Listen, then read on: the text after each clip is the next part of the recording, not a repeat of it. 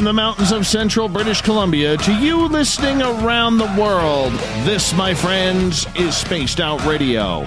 I am your host, Dave Scott, sitting in the captain's chair of SOR headquarters. Thank you so much for coming along for the ride, including Kingdom of Nye Radio and Revolution Radio. If you want to take a listen to our archives, we have them free for you at youtube.com/Spaced Out Radio. Just do old Davey the favor, hit that subscribe button. Our website is spacedoutradio.com, where we have a plethora of features for you. Rock out to Bumblefoot. Fill out a Sightlines report if you've had something strange and weird happen. And read up on Captain Shirk's SOR Newswire, which is updated daily. Tonight's show is brought to you by the Mighty Moose Beard Oil Company. 100% Canadian, 100% natural, taking care of beards around the world.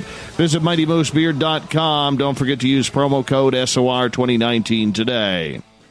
Now, a few months ago, we had John Olsen on the show to go into full detail about some of the strange sightings and occurrences he and others have witnessed with Stranger Bridgerland. Now, we're talking about the third installment of this series, and tonight should be a great night of paranormal. Stranger West is book 3 in the Stranger Bridgerland series. Stranger West is a collection of first-hand accounts of the paranormal from the western United States. Stories of ghosts, Sasquatch, cryptids, and UFOs await you in this third book. Stranger West is a part of a collection by John Olsen, of course, who will be with us here momentarily, as he has collected over 30 years of paranormal research. Then at the bottom of hour number 3, I will bring you the SOR Newswire, brought to you by Paranoia Magazine. John Olsen, always a pleasure to have you on Spaced Out Radio. Thank you so much for coming back on, my friend. Oh, thanks so much for having me back. I really appreciate the opportunity, Dave, to come back and talk to you about strange occurrences. Well, you picked a good night to do it because, the hockey fan in me is celebrating the opening night of NHL hockey. Right. And all I know is this. It's been since 1967 since the Toronto Maple Leafs won the Stanley Cup. So we're 52 years. We're going to try and make it 53 this year, because every time that goes up, I just get a little giddier each and every off season. Oh, I love it. I love it. Because I know my Canucks and Oilers have absolutely no chance. So every time the Leafs lose, it's that much sweeter. It's tough. I think it's been a couple of years since it's been a Canadian team that's won it, if I remember correctly. Since 1993.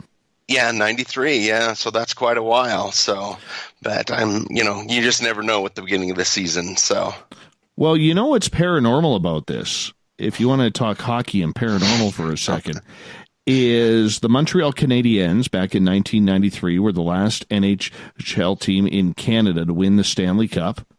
Mm-hmm. And after that season, they moved from the beloved and historic Montreal Forum, and they moved over to what they call the Bell Center. Mm-hmm. They haven't won a Stanley Cup since. No Canadian team has won a Stanley Cup since.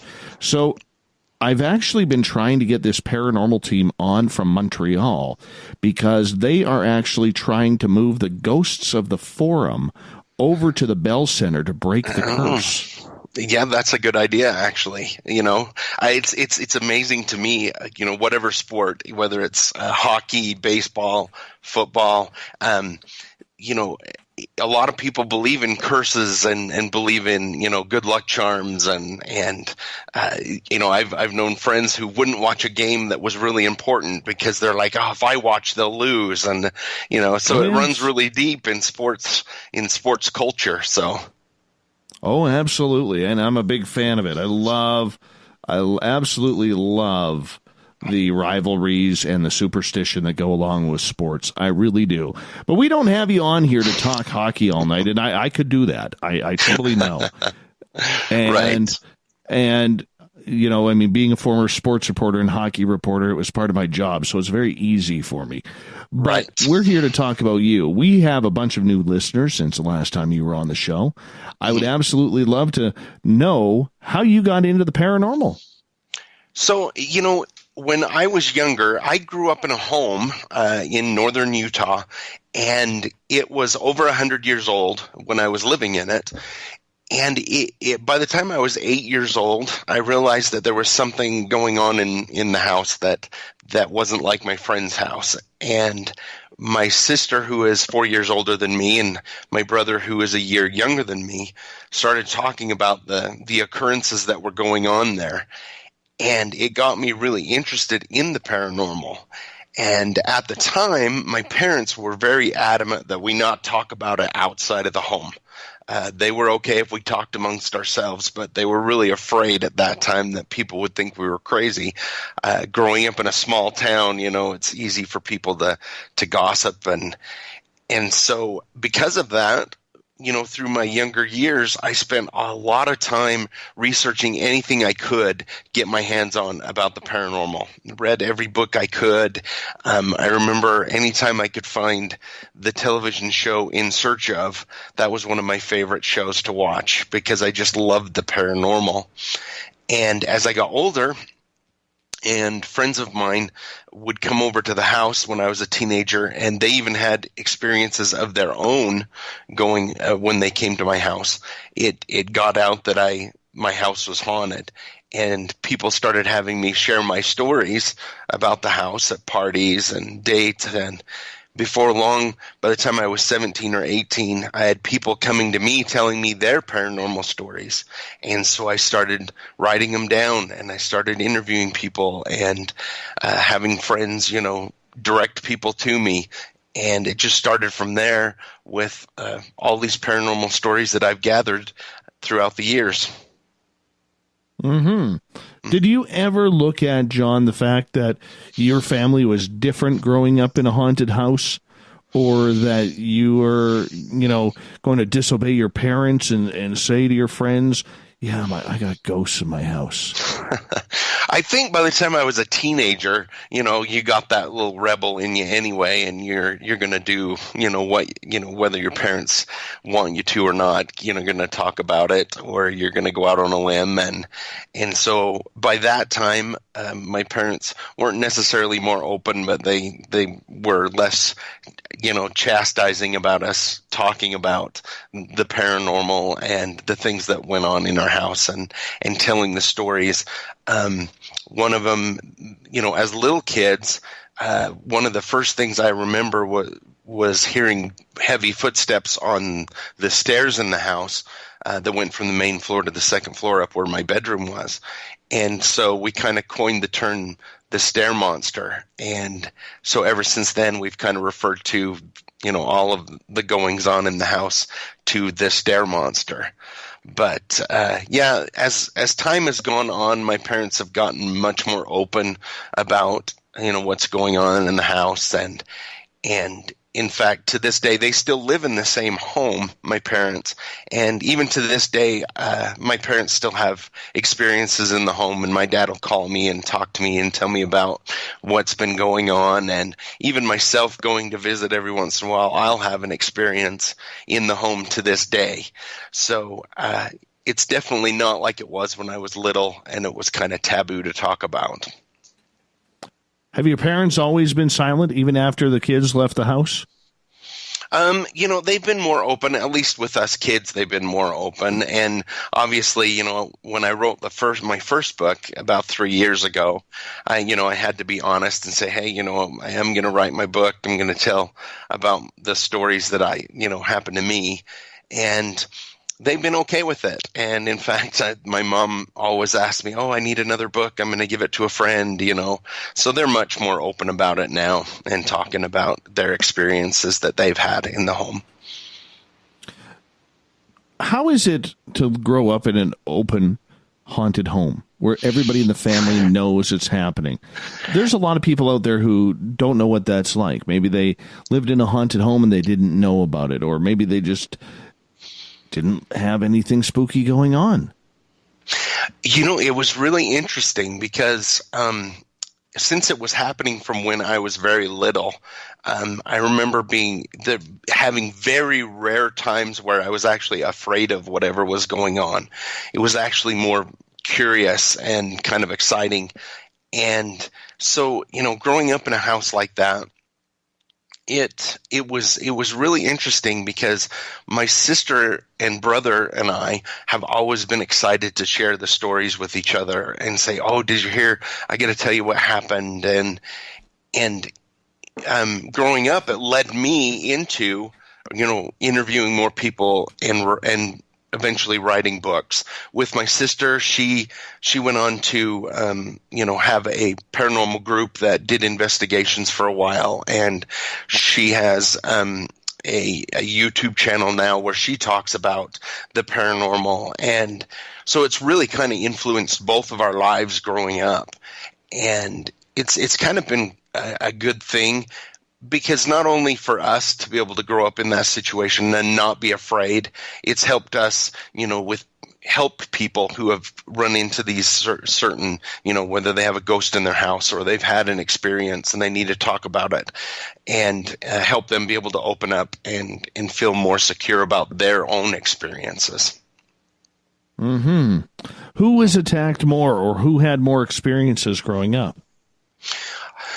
Boy, it's kind of happened to all of us. I know that the ghost that's in the house tends to, I guess, steer his activity towards those that might be a little bit more sensitive or a little bit more afraid of it, I guess. I know that it likes to tease a lot, even to today. I remember my dad. Not very long ago, a couple years ago, my dad had knee surgery, and because of that, he wasn't able to lay in bed, so he had to just lay in his recliner. And he would, several times, he said he would be almost asleep in the front room, and the ghost or whatever it was, the ghost would come up and do a cattle call with basically the really loud 2 fingers in the mouth whistle, really loud right behind his chair. And then he would jump and he would hear footsteps and laughter as it ran off. And so it tends to, focus a lot on different people at different times. But we've all definitely had, our experiences with the stair monster, the ghost in the house. Oh, that's awesome. That's awesome. Now, have you ever tried to figure out who this stair monster is? I believe there is, one or two ghosts in the house. Definitely the one that likes to play the pranks the most. A few years, it's been several years ago, my grandmother passed away. And my grandparents only lived a block away from my house growing up. And the house that I grew up in had been in my family for many years. Since the early 20s was when I had a great uncle that purchased it. And when my grandmother passed away, we were going through some of the old photo albums. And I remember turning the page, and I almost fell out of my chair because I had an experience, and several people in the house had, with a full-body apparition that was a tall farmer individual with wide-brimmed hat, white shirt, overalls, really tall, very skinny. You could never make out the facial features, but the overalls and the white shirt and the hat were very prevalent. Well, when I turned the page, here is my house that I grew up in, back in the 20s, with a farmer standing in front of the house, which was my great uncle, I believe is who it was. And sure enough, he's very tall, very skinny, white shirt, overalls, and a wide-brimmed hat. And like I said, I almost fell out of my chair when I saw that because it all kind of connected. And I was able to find out that it was indeed a great uncle that owned it and the farm around it in the 20s. So definitely he is one of them that's in the house. Did you ever think that you would live a paranormal life, that this would play such a large part of what you were doing now 30 years later?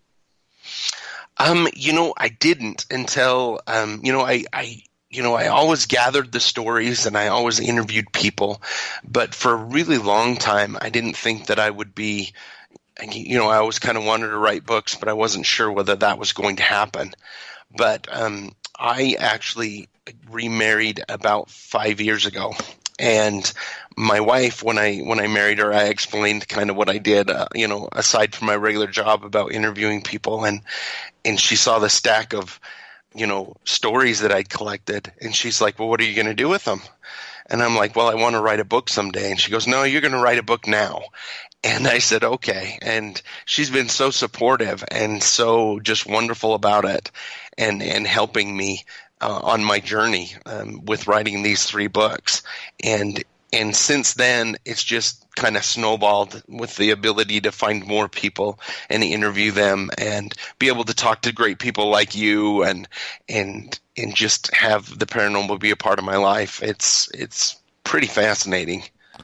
That actually brings up a very interesting line of questions here, because when you don't have somebody in your life who supports you with what you have gone through in the paranormal, supernatural, UFO, cryptid world, it's difficult, because you'd never, blatantly lie to your partner unless you're hiding an engagement ring or something along those lines, or Christmas presents.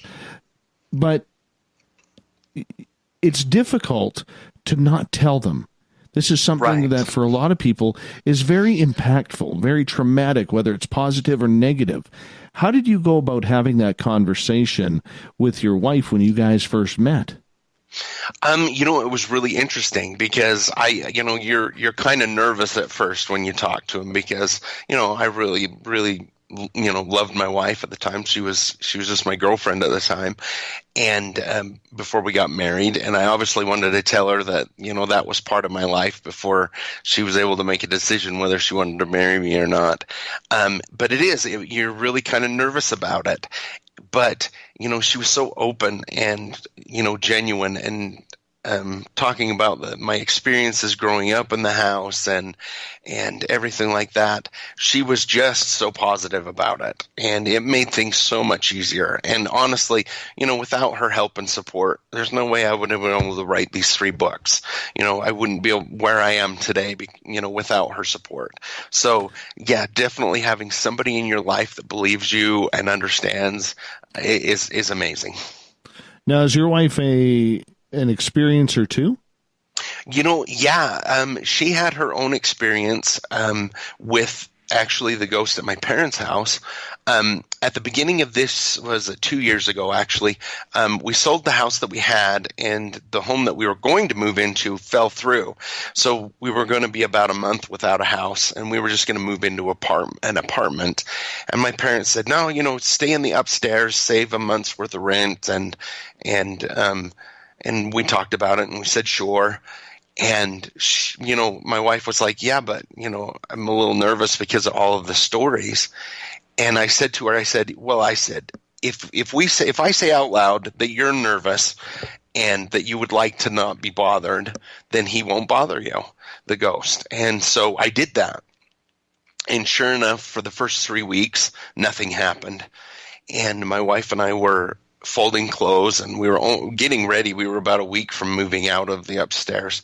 And she said, we've been here for almost a month and I haven't experienced anything. And I said, well, that's because we asked him not to. But I jokingly said, well, if you're okay with it, I'm sure he'd love to introduce himself. And she just kind of laughed it off. And the very next day, we were in bed. I got up. I went to work really early in the morning, and she was lying in bed, and all of a sudden something snuggled up to her and ran their fingers through her hair. And at first she thought it was me, and then she realized, oh, John went to work about an hour ago. And she jumped out of bed, and then she heard the little laughter coming from the room. And that was kind of her introduction to the ghost in the house. He had left her alone for 3 weeks, but when she said, well, I haven't heard anything, and I said, well, maybe he'll introduce himself then. He made himself known to her. So she definitely knows and believes what's going on in the house now. Very true, very true. And that's also good confirmation, solidifying that you're not crazy, is he, as well? Right, exactly. Yeah, the more people that's experienced it, the more you're like, yeah, it solidifies what I've known, since I was very little. So Interesting. Very interesting. We only have about 3 minutes before we got to go to break here at the bottom of the hour. Author John Olsen is our guest tonight on Spaced Out Radio. We're talking Stranger West, third book in his series. And John, we're going to get into your book when we come back from the break, but how fun is it to write these tales of people's experiences?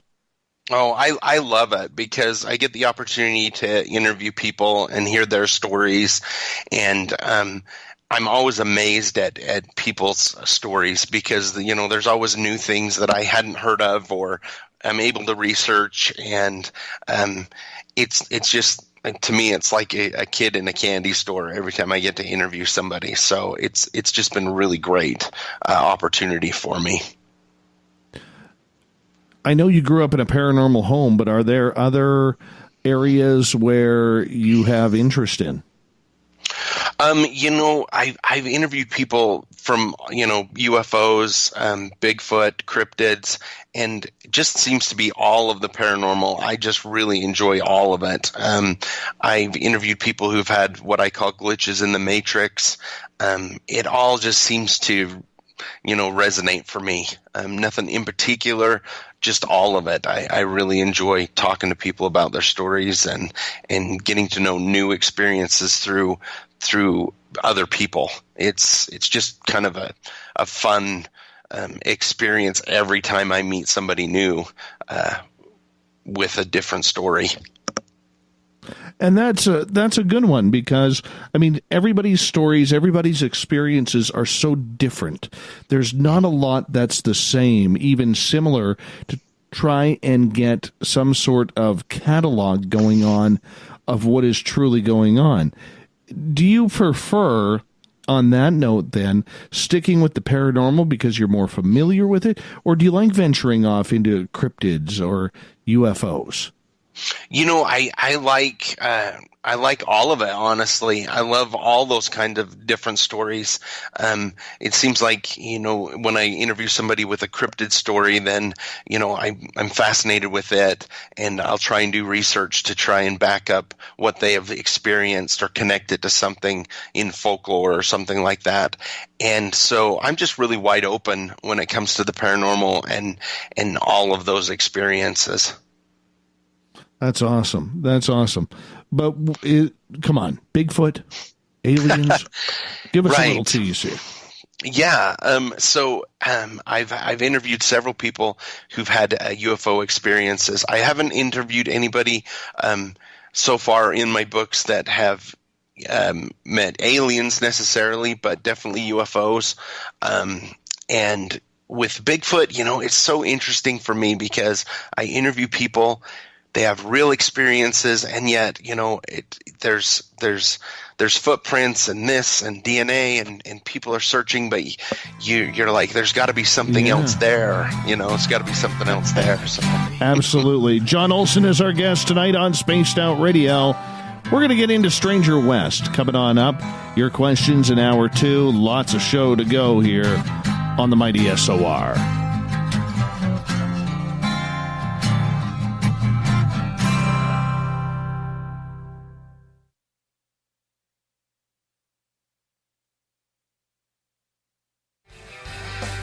From the heartlands of Canada to beards around the world, we know how to take care of you. Fill your follicles with the Mighty Moose Beard Oil. All our oils and balms are handmade and 100% natural ingredients because we care about your beard. And hey, use the promo code SOR2019 and get your Mighty Moose Beard Oil today. You can check us out on our website, mightymoosebeard.com.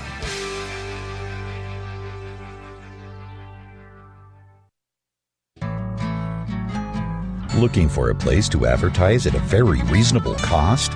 Look no further than Spaced Out Radio. SpacedOutRadio.com has an advertising tab that you can click to check out our daily, weekly, and monthly packages to play on the radio, or our website including social media. From commercial spots to banners, we have it all. Check out our competitive pricing today.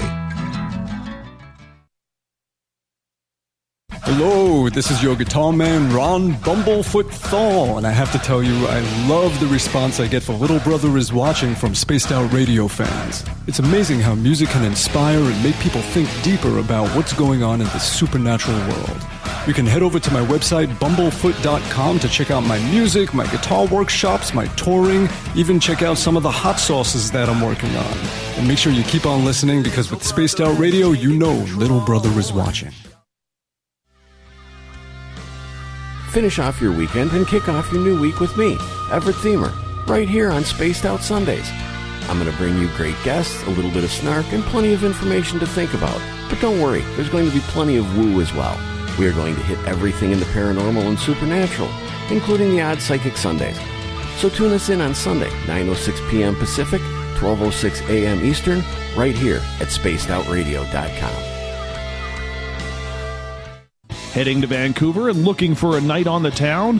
The Moose Vancouver is the bar that never stops rocking until 2 a.m. every night. The Moose has great food with everything on the menu from $6.95 to $8.95. Fantastic, vibrant staff and rock and roll that will bring you back to when the music was real, the hair was long, and the guitars were rocking. Get your party on at the Moose Vancouver, the official party bar of Spaced Out Radio. Every night on Spaced Out Radio, we have places for you to hang out. Hi, this is Carl. Join our SOR Space Travelers group on Facebook for live chat. On Twitter, using hashtag Spaced Out Radio. You can also join us in our Spreaker chat room. Check us out on Instagram at Dave Scott SOR. All of our archives are free on YouTube at Spaced Out Radio. By the way, I'll be watching you at your window until you do. Bye! We're adding to the entertainment online for Spaced Out Radio. I'm Amber Beckrud, and I want to invite you to subscribe to our YouTube channel and check out Cryptid Tales, where I will take you on a journey into some of the strangest legends and lore from around the world, relaying the stories to you of the strange creatures and experiences that people have had throughout time. You can find Cryptid Tales at youtube.com/Spaced Out Radio. And while you're there, don't forget to check out our free archives and leave a comment. See you there. Coming soon to our website, spacedoutradio.com, is the SOR Space Travelers Club. For just $5 a month, you can get into a private area on our site where you can hang with other listeners in our chat room, post in our forum, and check out a bunch of exclusive content and store that won't be found anywhere else, including a nightly after-show party with Dave. It's going to be the best $5 a month you're going to spend. The SOR Space Travelers, only at spacedoutradio.com. Are you having encounters with the paranormal, supernatural, or ufological that you cannot explain? Look no further than the SOR Sightlines Report, brought to you by the Experiencers Support Association. This is Ryan Stacy, head of the Research Association, TESA. Soon on the Spaced Out Radio website, you will be able to file your reports and have them researched for you. We are independent and ready to help Spaced Out Radio listeners today. Looking for the stories of the strange and weird that you will find hard to find anywhere else? Check out the SOR Newswire on our website. Our writers, led by Captain Shirk, are scouring the world for the oddest and most bizarre stories we can find. Everything from weird crime to suspenseful and paranormal. We're working hard for you to bring you the most intriguing news of your day. Check out the SOR Newswire at spacedoutradio.com today. Move over, brother, and let me own Saturday night.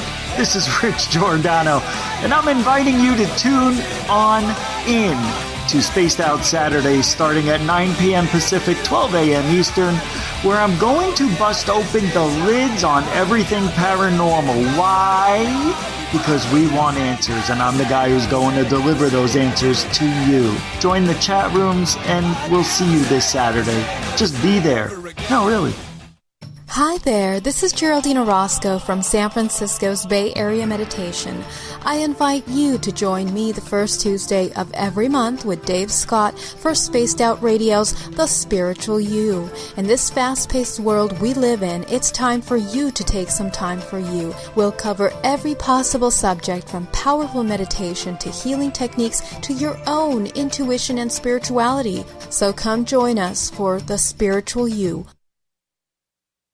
Looking for something new to push your limits? Look Beyond the Spectrum, a new docuseries featuring some of the best researchers in the world when it comes to everything from UFOs, government cover-ups, and Bigfoot in the forest. Truth seekers like Steve Bassett, Dr. Jeff Meldrum, Richard Dolan, as well as others all chip in to bring their knowledge to you. Beyond the Spectrum can be found on Amazon as well as Tubi TV. Tell us what you think on our Amazon page.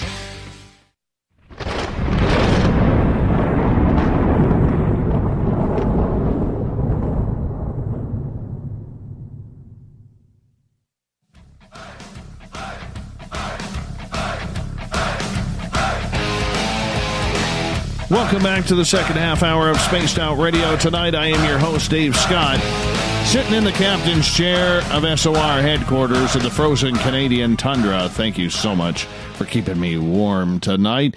Hey, I want to remind all of you that our archives are free if you want to check them out. YouTube.com/Spaced Out Radio. Just do me the favor, hit that subscribe button. Our website, spacedoutradio.com, where we have a plethora of features for you. Rock out to Bumblefoot.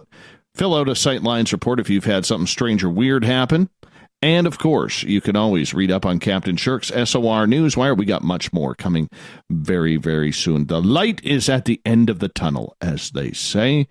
Tonight we are talking paranormal, weird, strange, supernatural things, beings, creatures running around in the night. Author John Olsen from Utah is with us tonight talking about Stranger West, his final book in a 3-part series. John, welcome back to the show. Hey, thanks for having me back. I appreciate it. Not a problem, John, not a problem. Tell us about the Stranger Bridgerland books. There's 3 of them. You wrote a beautiful trifecta here. What made you do this? My first book, Stranger Bridgerland, is mostly northern Utah because that's where I grew up, and a lot of the stories, were local and local people. Bridgerland is actually part of northern Utah.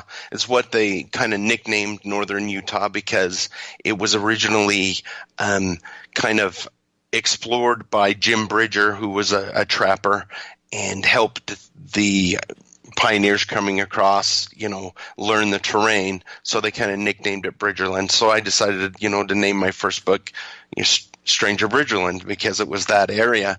And as that book came out and I was able to interview more people, and I still have a lot of stories from before, it branched out further. My second book was Beyond Stranger Bridgerland.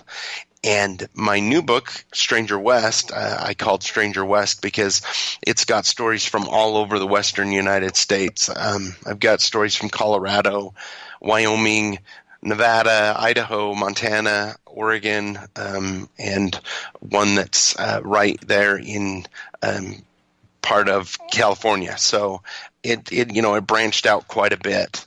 And it's been kind of great to meet people from all over the western United States and get their stories, talking about all kinds of, strange experiences that they've had. And just knowing that, it's not just my local area, but goes all over with the paranormal. The stories that you write about, are they your own stories leading up to everyone else's, or is it a culmination of everything you've seen and learned? In all 3 books, the first part talks about my stories and kind of gives my background. Each one has different stories from when I grew up. And then from there, it goes into firsthand accounts from people that I've interviewed all over the western United States and their experiences with, Bigfoot, UFOs, cryptids, and glitches in the Matrix, and all kinds of stuff like that. So they're all firsthand accounts from different people. A lot of people will ask, that I change their name, and I'm happy to do that, or change a little bit of the details just so people aren't able to identify them, which I'm fine with. I understand that some people like to keep their anonymity, but they're all, from people that I've interviewed, whether they found me or I was able to find them through, various means of you always hear stories, oh, this happened to my cousin's friend's uncle. And if I hear a good story like that, I will do my very best to hunt down, the person that it actually happened to so that I can get that story.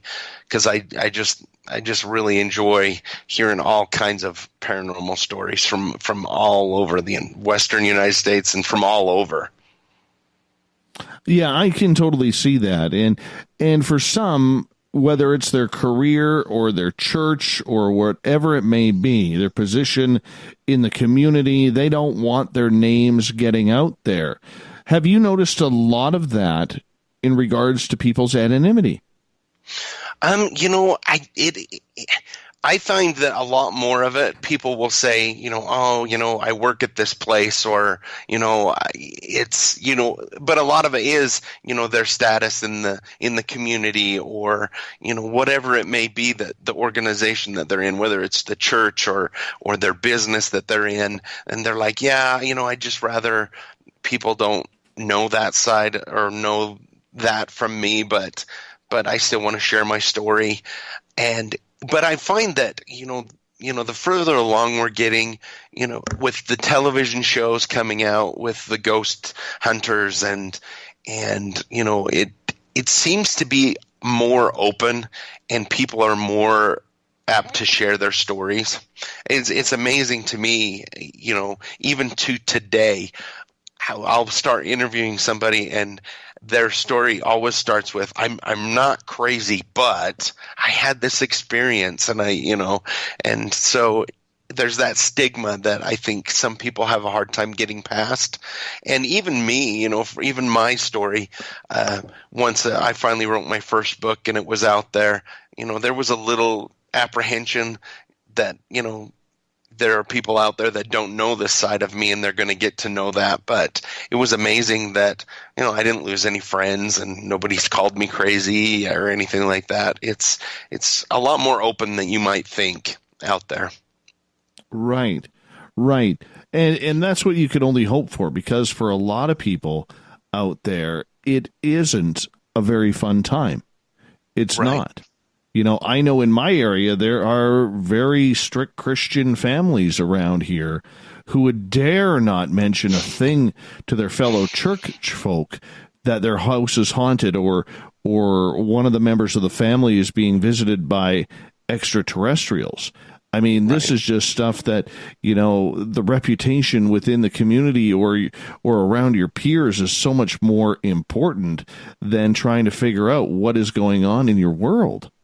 Right, exactly. And, it's kind of like that through life, though, not just in the paranormal. A lot of people are, have parts of their lives that they try and hide because they're just afraid of what people might think of them.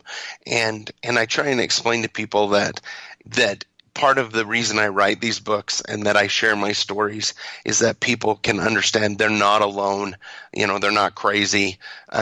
It's really okay, and you're definitely not alone. You're not the first person to ever see a UFO, or you're not the first person to encounter a ghost or have your home haunted, and that it's okay, and it's okay to talk about. So that's, if I can get that out and help people understand that, then I feel like I'm doing something worthwhile. John Olsen is our guest tonight on Spaced Out Radio, author of Stranger Bringerland series, and we're kind of getting into that. John, how haunted is Utah? When we listen to Utah stories, we always think about the Skinwalker Ranch or what's happening at the military bases around there, at Dugway especially. What is happening? What keeps Utah so strange? It's interesting that you mentioned that, because I've been studying and I've been interviewing people in northern Utah and around for a long time, 28 years now. And there won't be a time that when I'm, do a show or, talk about my book, or I go somewhere and talk, that somebody will come up to me and say, "Oh, have you ever heard of this?" And it's almost in my backyard, and I haven't heard of that, this story or that story. Somebody came up to me and said, "Do you know the story about the witch tree on the Wellsville Mountains, which are not far from where I grew up?" And I was like, I've never heard of that. So I did some research, talked to some people, and sure enough, there is what's called a witch tree where strange things go on near the tree that back in the old days they had hung some people there in some vigilante style stuff. And so it's just amazing to me. The more I uncover, the more it seems to come up, more paranormal things. I know that I interviewed a couple people who had stories in northern Utah and near the west with black-eyed kids. And after I wrote my first book and people read that, I had people come to me and say, "I read your book and I had an experience with black-eyed kids, but I didn't know that was actually an experience. I thought I was alone and it was a strange thing that had only happened to me. I didn't know it was actually a phenomena, that goes on." So yeah, northern Utah and Utah in general just seems to be a creepy place. But as I push out into other parts of the country, and I'm sure the world, of course, you're going to find that the paranormal and hauntings are all over.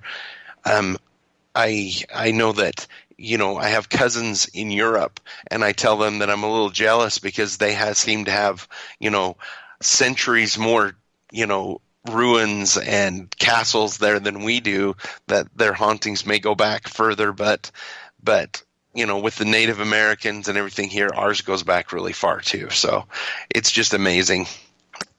Tell me about this witch tree. This sounds interesting. Yeah, so I had somebody contact me and say, "Have you ever been to the witch tree on the Wellsville Mountains?" And I said I hadn't. And I went up and saw it, and I've talked to people.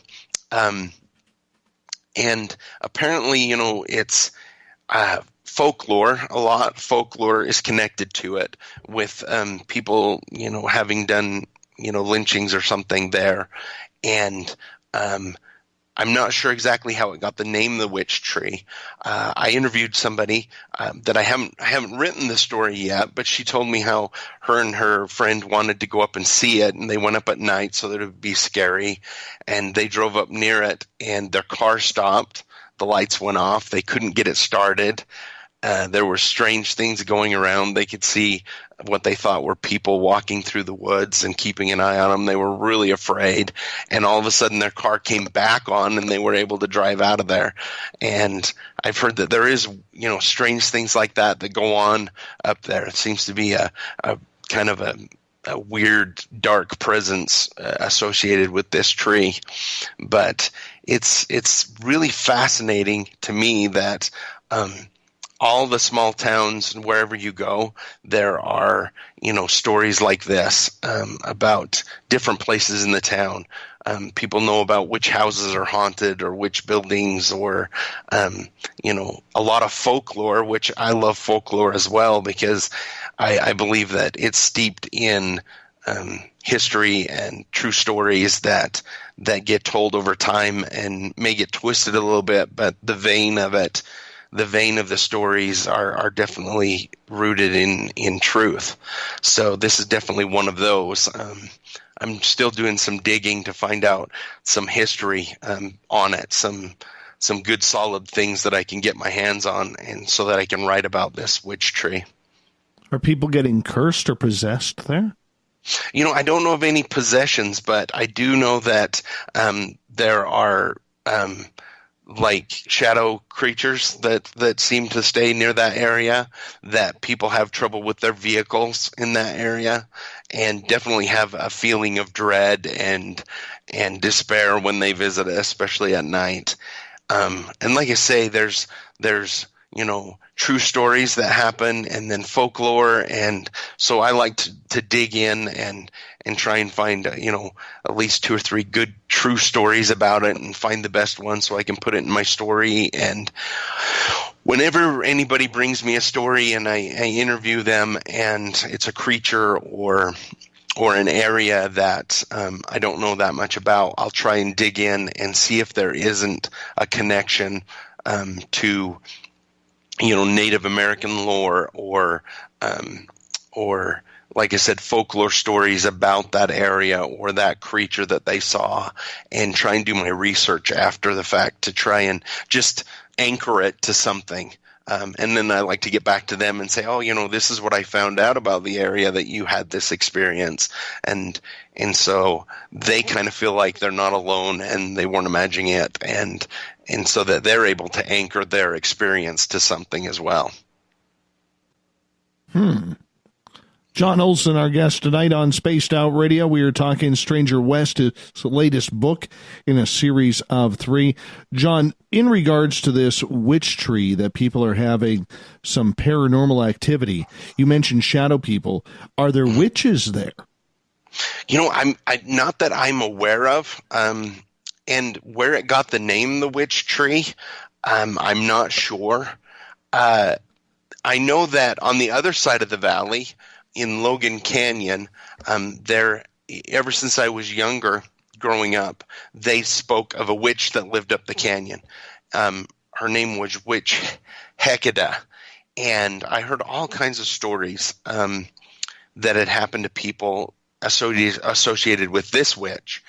And so I did some research and dug through, and it took me several years to finally find somebody who had a firsthand account with Witch Hecada up Logan Canyon. And I was able to put that story in my new book, in Stranger West.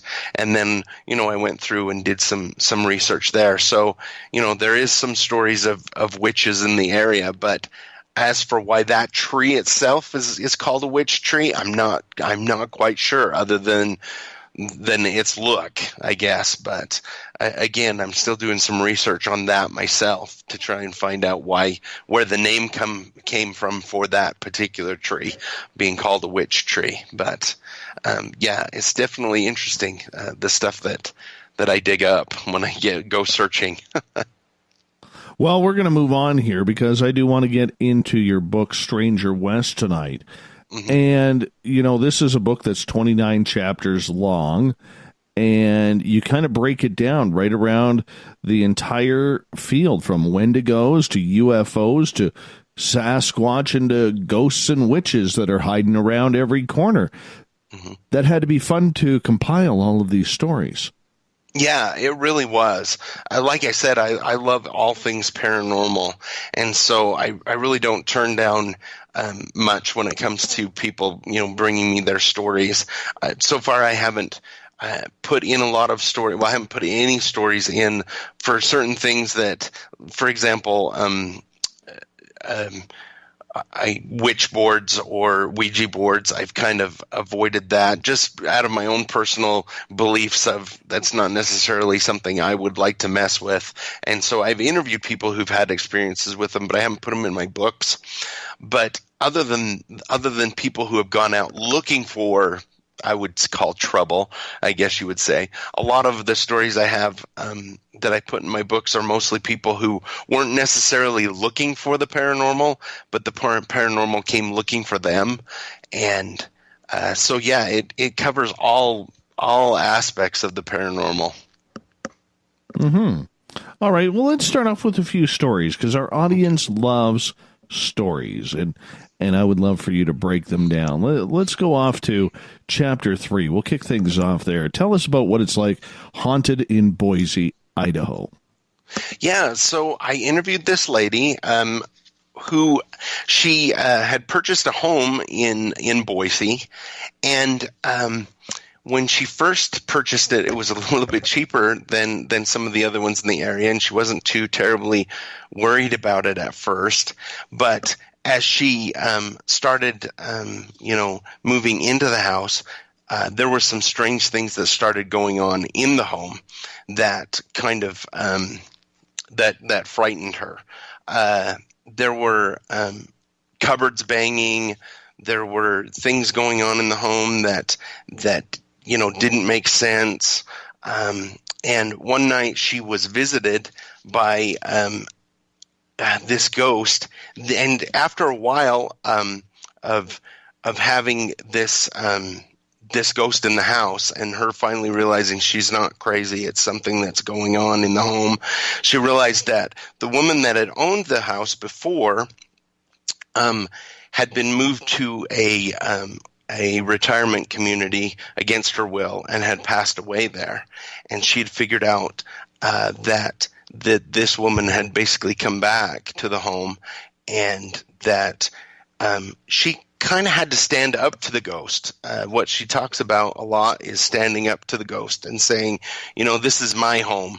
I live here now. I'm not leaving. This is what I would like, for you to let me have the home. And after a while, it finally went away, and she was able to take back her house. And what I found really interesting about that story is that when I interview people who say that they have something in their home that they're not, that's a ghost or something's going on like that, that's the first thing that I like to tell them, is that more than likely it's just something in the home that's either attached to, an object or the house itself. And they may not even realize that they're upsetting you or upsetting your children or however that is going on. And to be very vocal about it when the activity is going on, that this is my house now. I would like you to stop scaring people.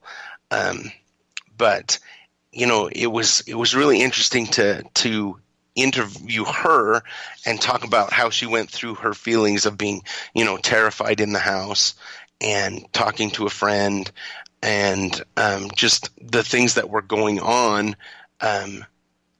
and feeling that anger from the ghost, but being able to take over and vocalizing and telling that this is my house and I'm not leaving. I found that was part of what really struck me when I interviewed the person, was that she was able to do that. Was this a male or female figure? It's a female. What caused that anger? I honestly, in talking to her and from what she figured out, it was the fact that she had, she was older when she was in the home and was not able to take care of herself, and her family had moved her to an old folks home. I guess that's not the proper term anymore. And that being separated from what had been her home for a very long time, I think that's where her anger had come from. Just in interviewing the lady that gave me the story, Jenna, and so that's where her anger had come from. That I believe that she'd passed on and was able to come back to the house after passing on, and somebody else was living there, and just that confusion and that feeling of the invasion probably just was on top of being taken out of the house. Just compiled into the activity that she ended up having in the house. That's just strange. When things like that happen. John, I'm going to get you to hold on here, because we are going to hop out for our break at the top of the hour. 1 hour down, 2 hours to go. Spaced Out Radio continues with author John Olsen. We were talking about his book, Stranger West. Hey, it's only $11 on Amazon for the paperback. Make sure you go check it out. I'm going to get one. That's for sure. It's a part of a series. 3 books called Stranger Bringerland, the series. John's a good author, everyone. Good storyteller. His writing is the same, so make sure you check them on out. More Spaced Out Radio coming up right after this.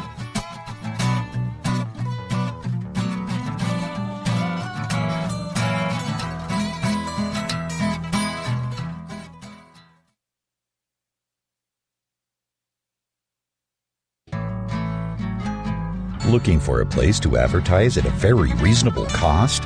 Look no further than Spaced Out Radio. SpacedOutRadio.com has an advertising tab that you can click to check out our daily, weekly, and monthly packages to play on the radio, or our website including social media. From commercial spots to banners, we have it all. Check out our competitive pricing today. The Call of the Wild is in Vancouver. The Moose Vancouver is one of the hottest bars and restaurants in the city. Open until 2 a.m. nightly, the Moose will rock you like a hurricane all night long. Great food with everything on the menu at $6.95 near the corner of Nelson and Granville. Get your horns up and come rock with us. The Moose Vancouver, the official rocking bar of Spaced Out Radio. So, you love talk radio? Then you'll love TalkStreamLive.com. TalkStream Live is always on, 24/7, with the best streaming talk shows. Find your favorite talkers and discover some new ones. It's free, readily available online or on mobile with any smartphone or tablet. Finding your favorite talk shows all in one place has gotten a whole lot easier. Just go to TalkStreamLive.com. Be sure to download the free apps from Google Play or the iTunes App Store. Looking for the stories of the strange and weird that you will find hard to find anywhere else?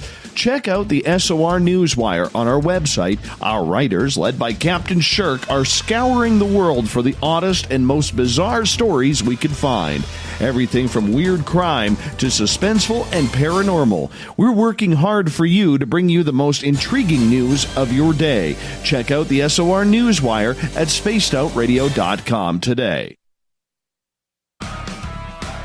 Get your horns up with me on Spaced Out Radio. This is Ron Bumblefoot THAL. Come tune in to SOR where you can hear me rock out with Little Brother is Watching, the official theme song of Spaced Out Radio. And then come on over to bumblefoot.com where you can find out about my tour schedule, my music, and everything else. Bumblefoot.com keeps you up to date on what I'm doing and the best way to stay in touch with my music and music camps. Sign up for my newsletter at bumblefoot.com and remember, Little Brother is Watching. Hi, this is Amber Beckrud, and I want to invite you to subscribe to our YouTube channel where we store all of the SOR show archives for free. And as an added bonus, every 2 weeks I'm posting brand new content on Cryptid Tales, where I will get into some of the spookier legends and folklore from around the world and tell the stories that go with them. Find us at youtube.com/spacedoutradio and check out Cryptid Tales today. Drop a comment and let me know what you want to hear. See you there. Move over, brother, and let me own Saturday night. This is Rich Giordano, and I'm inviting you to tune on in to Spaced Out Saturdays starting at 9 p.m. Pacific, 12 a.m. Eastern, where I'm going to bust open the lids on everything paranormal. Why? Because we want answers, and I'm the guy who's going to deliver those answers to you. Join the chat rooms, and we'll see you this Saturday. Just be there. No, really. We are getting ready to relaunch the SOR Space Travelers Club at spacedoutradio.com. For $5 a month, you can join us for a plethora of features found nowhere else. Hang out in a private chat room during the show and after party. You can check out some exclusive content and a store specifically for you, as well as a private listener forum where you can post your thoughts, stories, and pictures. The SOR Space Travelers Club, coming soon to spacedoutradio.com.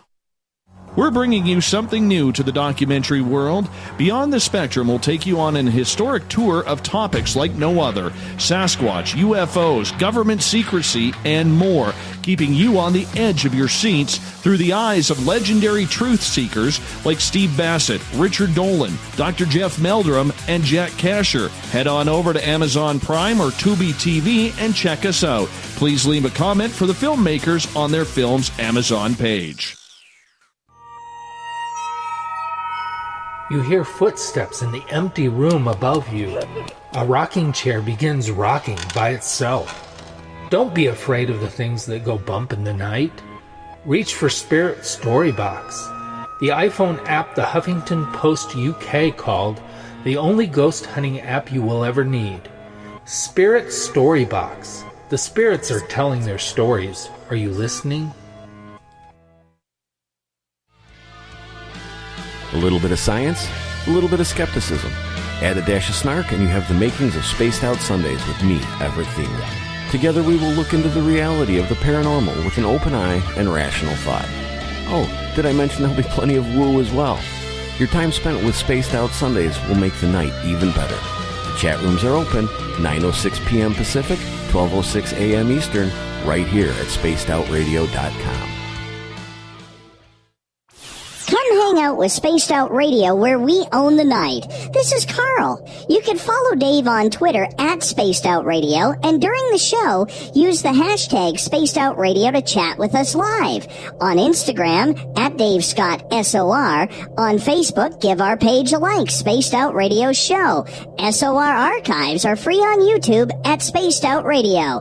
Come join us, or I will come join you. See you at your window. Are you having encounters with the paranormal, supernatural, or ufological that you cannot explain? Look no further than the SOR Sightlines Report, brought to you by the Experiencers Support Association. This is Ryan Stacy, head of the Research Association, TESA. Soon on the Spaced Out Radio website, you'll be able to file your reports and have them researched for you. We are independent and ready to help Spaced Out Radio listeners today.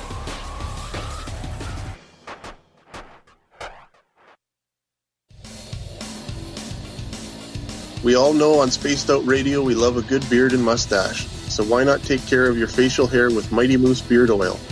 Made in Canada, we're taking care of beards and stashes around the world. We use 100% natural ingredients with our oils and balms to make your whiskers feel silky smooth. Use promo code SOR2019 at MightyMooseBeard.com today.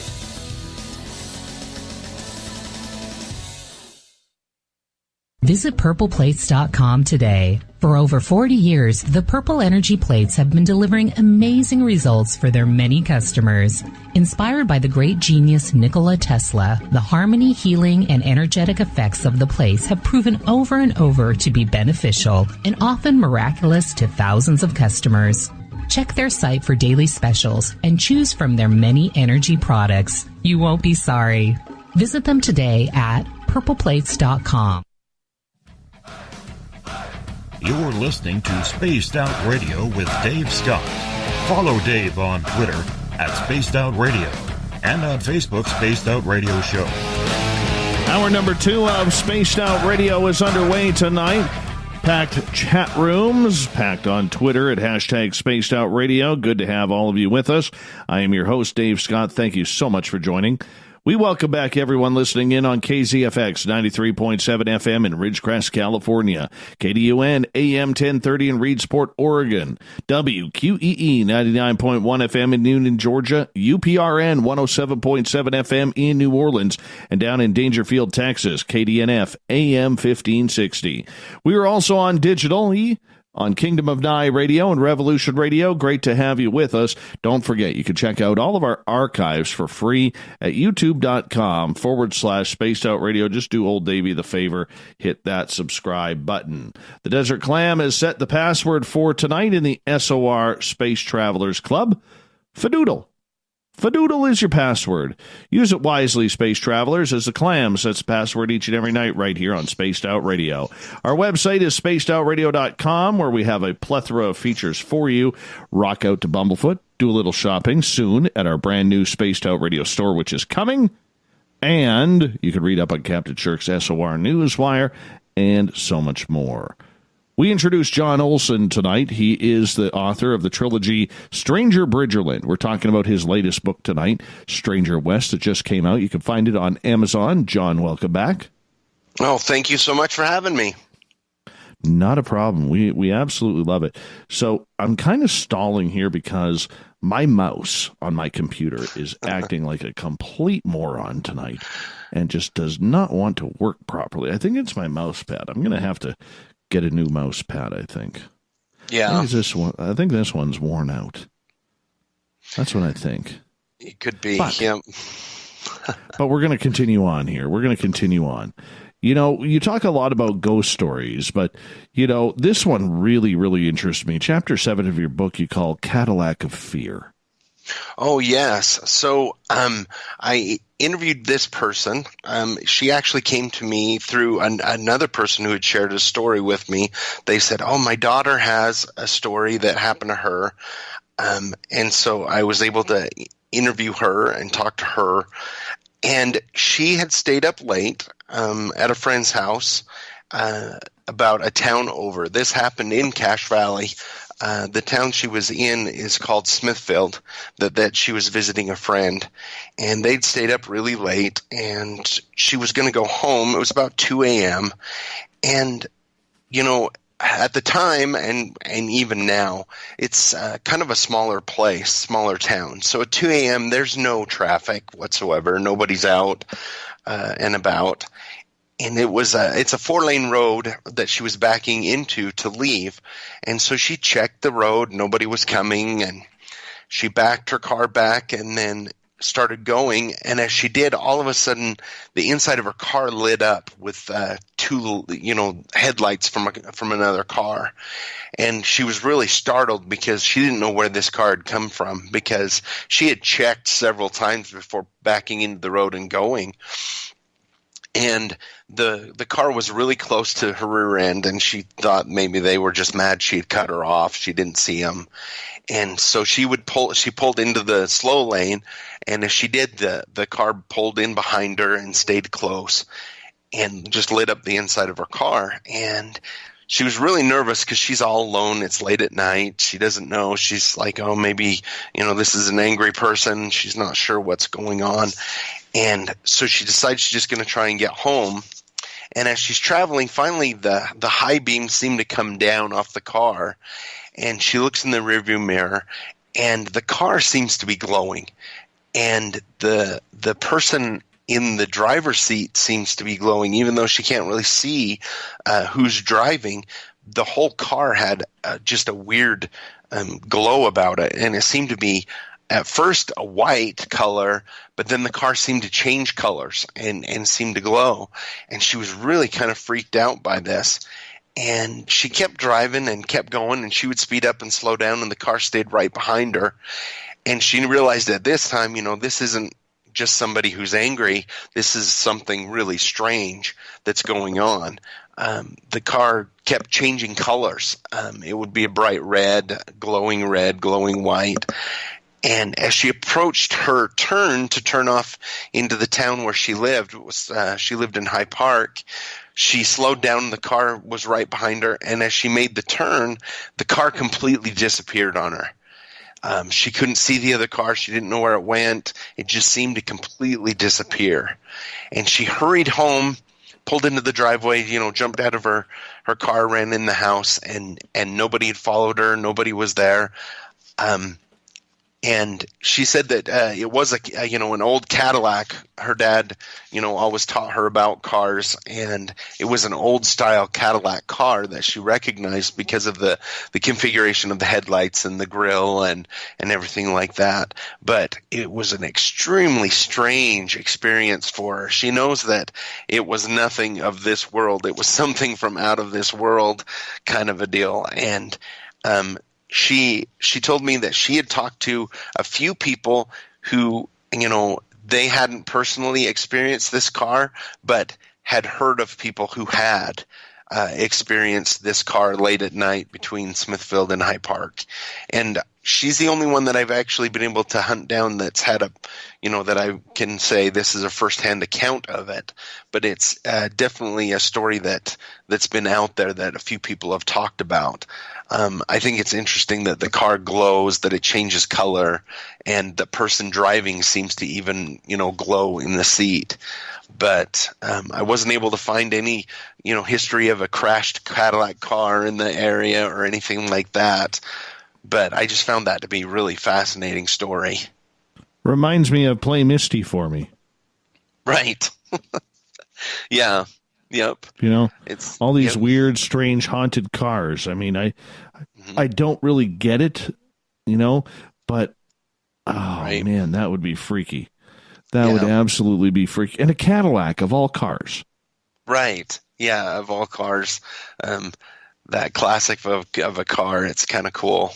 I really liked that story. It's one of my favorite ones. And interviewing her and hearing her talk about it, she was still kind of shaken up several years after it had happened, and not sure why it had picked her to follow that night. But yeah, it's interesting that there's kind of a mystique with cars, and people owning cars that have spirits attached to it, or phantom cars like this that seem to show up. But I really enjoy that story. I don't blame you. I don't blame you whatsoever. Would you get into that car if you had the opportunity? Oh, I don't think so. No. Who knows where it would take you, right? Who knows? Might not come back from that ride. So no, you may not. You absolutely may not. So, I mean, that's just odd and weird going on with that. I mean, haunted four wheels. That's terrible. Yeah, it is. Yeah, I interviewed a person not too long ago and got her story. It's not in one of my books yet, but she had purchased a car and found out later that the girl that had owned it, she bought it from her parents who had sold it after she had passed on, and appeared to be connected to the car. She would lock the car, it wasn't automatic locks, but the car seemed to lock when they didn't want it to be locked, and not want to start at certain times. And she found if she asked nicely that the car would start. So yeah, I find it really fascinating, these stories that are connected to cars like that. It's kind of cool. Yeah. All right, let's move on here. In Chapter 10, you talk about Shadowed in Yellowstone. We hear so many strange occurrences in Yellowstone, from Bigfoot to skinwalkers to people going missing. Yellowstone is a favorite place of writing for David Paulides and his Missing 411. There's a lot of strange happening in Yellowstone. What's this all about? So, yeah, I interviewed this gentleman. His name's Corey. That's not his name, but it's the name that he wanted to be used in the story. He grew up in Idaho in the 80s, and the group that he was associated with a scout group, mostly because his mother wanted him to be associated to it. They were going on a camping trip to Yellowstone, and he originally was not going to go, but when his mother found out, she made him go. He didn't get along well with the kids. There was one leader that he actually liked, and he told a story about them going. They were camping near a lake. It wasn't Yellowstone Lake, but it was another lake up there. They had kind of an uneventful week. One night they were at the campfire talking and telling stories, and he excused himself to go off into the woods to, use the restroom is what he told them. But what he was really doing, he was sneaking out to have one of the cigarettes that he had snuck up there with the scout group. And as he's off in the forest, he starts hearing, footsteps and whispering around him in the forest. And originally he thinks, well, this is just some of the other scouts coming out to scare me. So I'm just going to sit here quiet, And the whispering got louder and kind of weirder, and the footsteps got louder and weirder.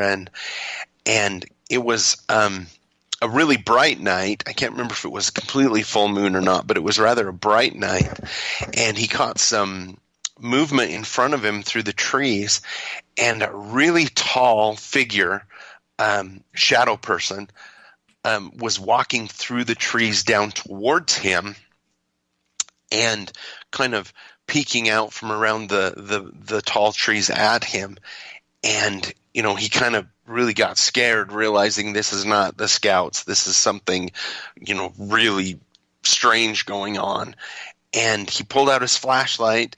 And when he pulls out his flashlight and turns it on, the shadow figure disappears, and so does the voices and the footsteps all disappear. And when he turns his light off again, it's quiet for a minute, and then he starts hearing the voices again, the whispering in the woods, and he takes off and runs back to the fire. And sure enough, nobody else has left the fire. Everybody's there. And it was really kind of frightening, obviously. I mean, it would frighten anybody. He was scared to tell anybody about it or what was going on, but it really stuck with him through the years. This vision of this tall, he said, it was a shadow person, and it seemed to almost be stretched out, its fingers, its arms, almost seem to be stretched longer, oblong head. And that seems to be a theme with these people who see these shadow figures in the wilderness. They seem to be taller than others that people notice in their homes or when they see them around. And I'm not quite sure what would come with the taller figures or why they are like that, if they're elementals or something of that nature in the woods. But it was definitely something that stuck with him for many years, he said, whenever he went in the forest or woods. No kidding. How does he know it was a shadow and maybe not a Sasquatch or something like that? Well, he said when he turned on his light, when he turned on the light, it disappeared.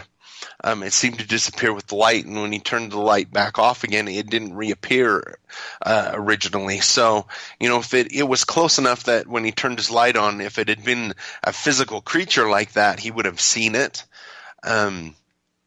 But, unlike a Sasquatch, which tends to be bulky, this seemed to be like stretched out. I'm not sure exactly how to explain that better than, you take your Stretch Armstrong and you pull it to make it taller. It gets thinner and just more gangly. And so that's kind of how he explained it. And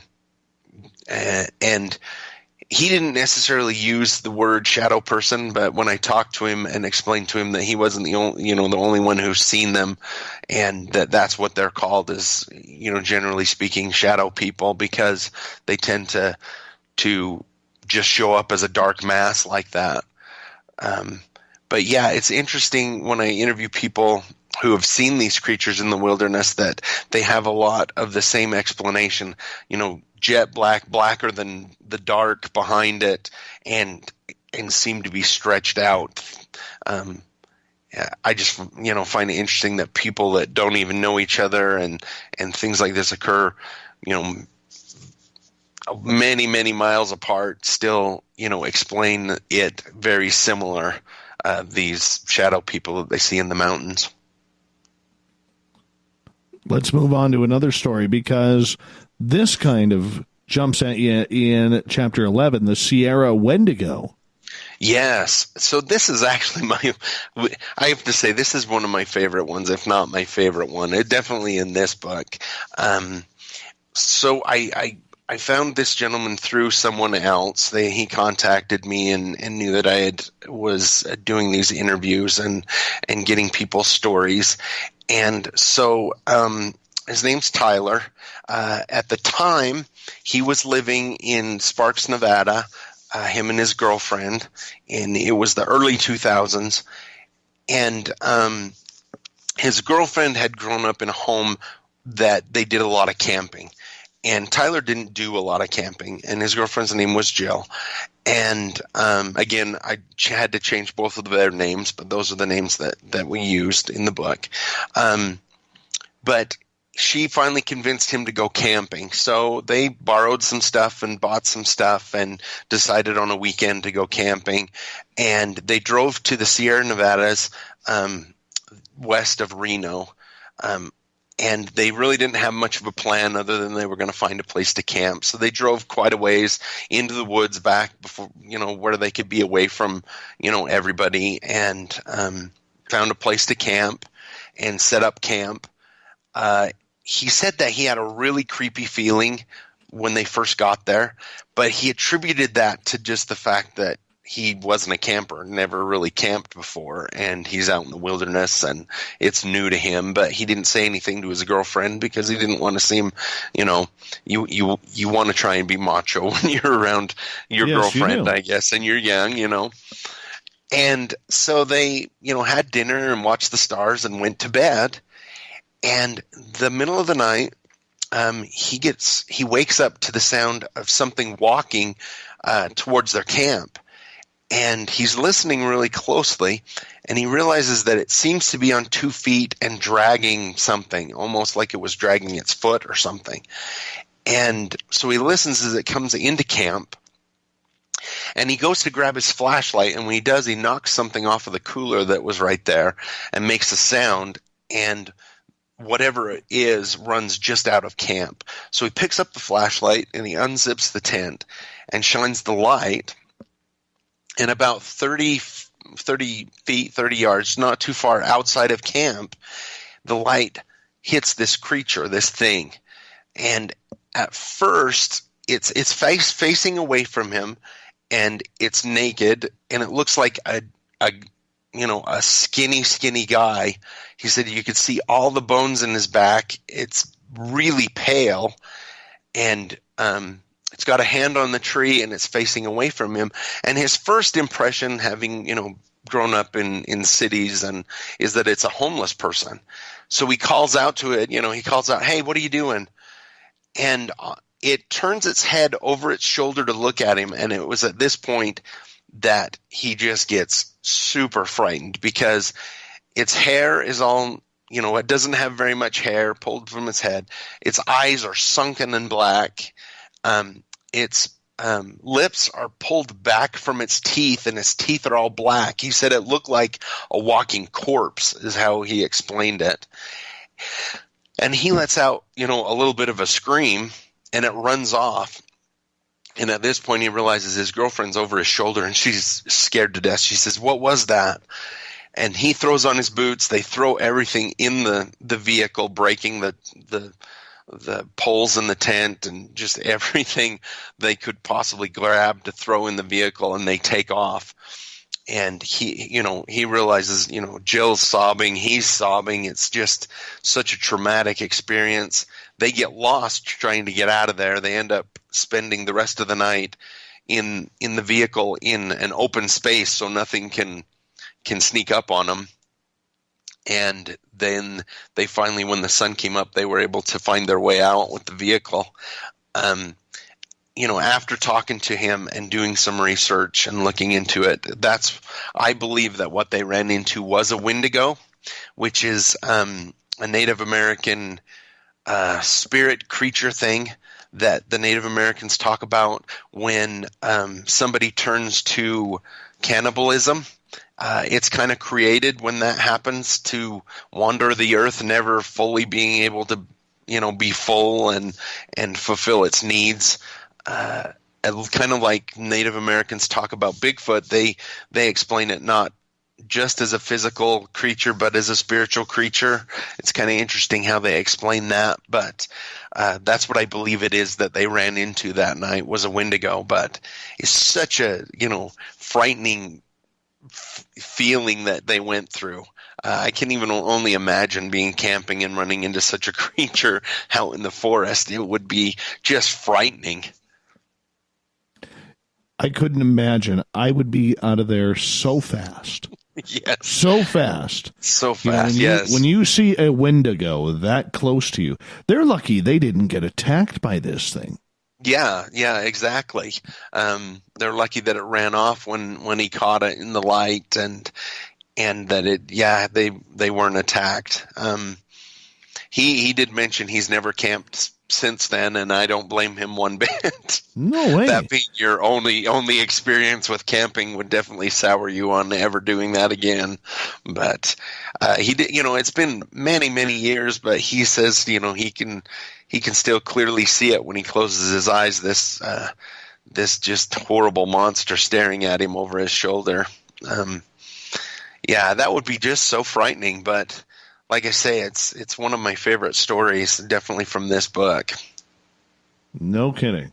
I don't blame you there whatsoever. We're about to go to break here, John, at the bottom of the hour. When we come back with our good friend here, John Olsen, we're going to get into Bigfoot. Or is it Littlefoot? How about some UFOs and black-eyed kids? Lots of stories from Stranger West, which can be found on Amazon right now. Go check it on out. More Spaced Out Radio with John Olsen coming up.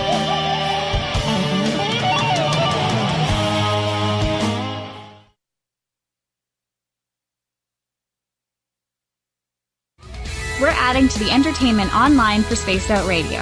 I'm Amber Beckrud, and I want to invite you to subscribe to our YouTube channel and check out Cryptid Tales, where I will take you on a journey into some of the strangest legends and lore from around the world, relaying the stories to you of the strange creatures and experiences that people have had throughout time. You can find Cryptid Tales at youtube.com/spacedoutradio. And while you're there, don't forget to check out our free archives and leave a comment. See you there. Looking for a place to advertise at a very reasonable cost? Look no further than Spaced Out Radio. SpacedOutRadio.com has an advertising tab that you can click to check out our daily, weekly, and monthly packages to play on the radio, or our website including social media. From commercial spots to banners, we have it all. Check out our competitive pricing today.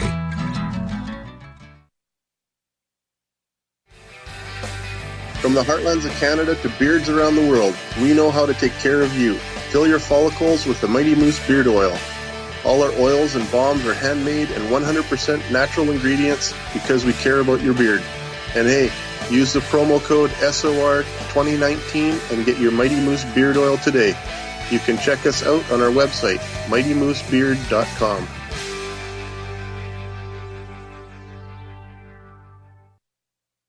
Move over, brother, and let me own Saturday night. This is Rich Giordano, and I'm inviting you to tune on in to Spaced Out Saturdays starting at 9 p.m. Pacific, 12 a.m. Eastern, where I'm going to bust open the lids on everything paranormal. Why? Because we want answers, and I'm the guy who's going to deliver those answers to you. Join the chat rooms, and we'll see you this Saturday. Just be there. No, really. Finish off your weekend and kick off your new week with me, Everett Themer, right here on Spaced Out Sundays. I'm going to bring you great guests, a little bit of snark, and plenty of information to think about. But don't worry, there's going to be plenty of woo as well. We are going to hit everything in the paranormal and supernatural, including the odd psychic Sundays.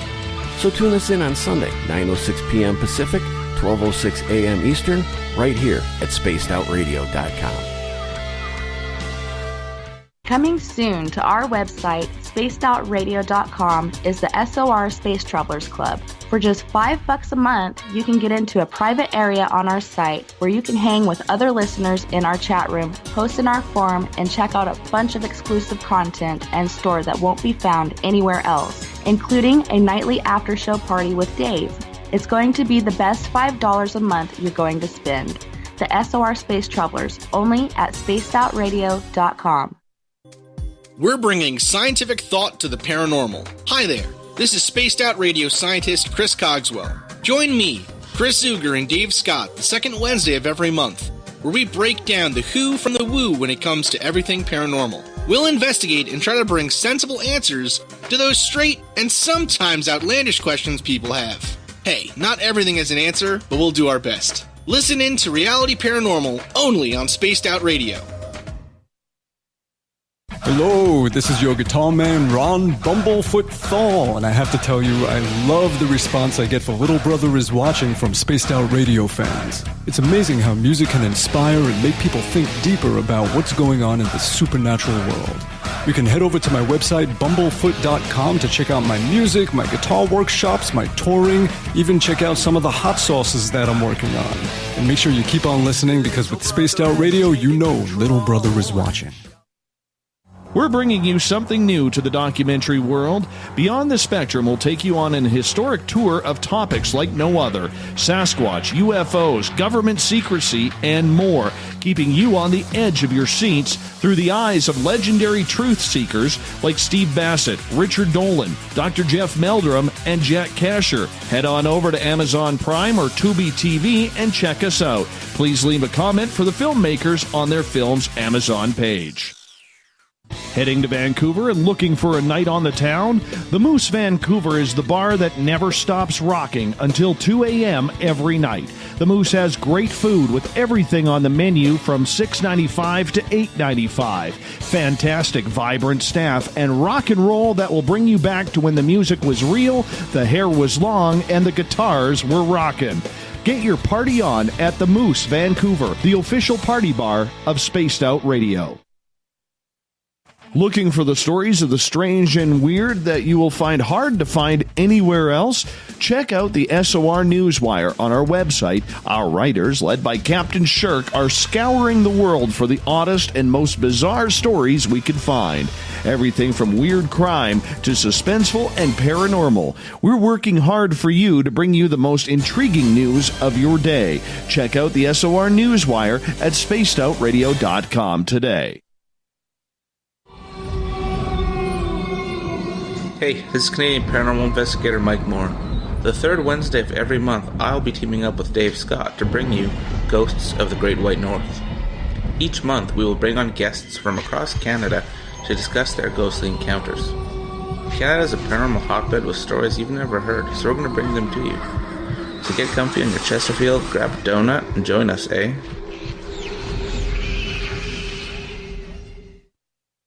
Every night on Spaced Out Radio, we have places for you to hang out. Hi, this is Carl. Join our SOR Space Travelers group on Facebook for live chat. On Twitter, using hashtag Spaced Out Radio, you can also join us in our Spreaker chat room. Check us out on Instagram at Dave Scott SOR. All of our archives are free on YouTube at Spaced Out Radio. By the way, I'll be watching you at your window until you do. Bye!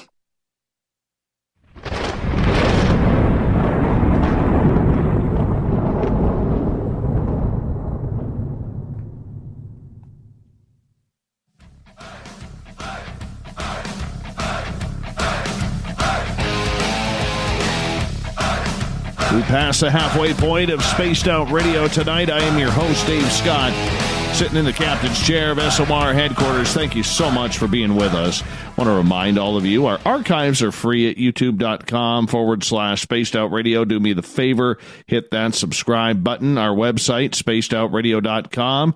You can read up on Captain Shirk's SOR Newswire, which is updated daily. Rock out to Bumblefoot. Fill out a Sightlines report. We got really cool things happening probably within the next week, so stay tuned. Yeah, lots of good stuff. Tonight we are talking with author John Olsen out of Utah. He's written a trilogy called Stranger Bridgeland. His third and final book of this series is called Stranger West, which we are looking at tonight, and you can be found on Amazon, so make sure you go check it on out. John, welcome back to the show. Oh, thank you so much for having me. This is so much fun.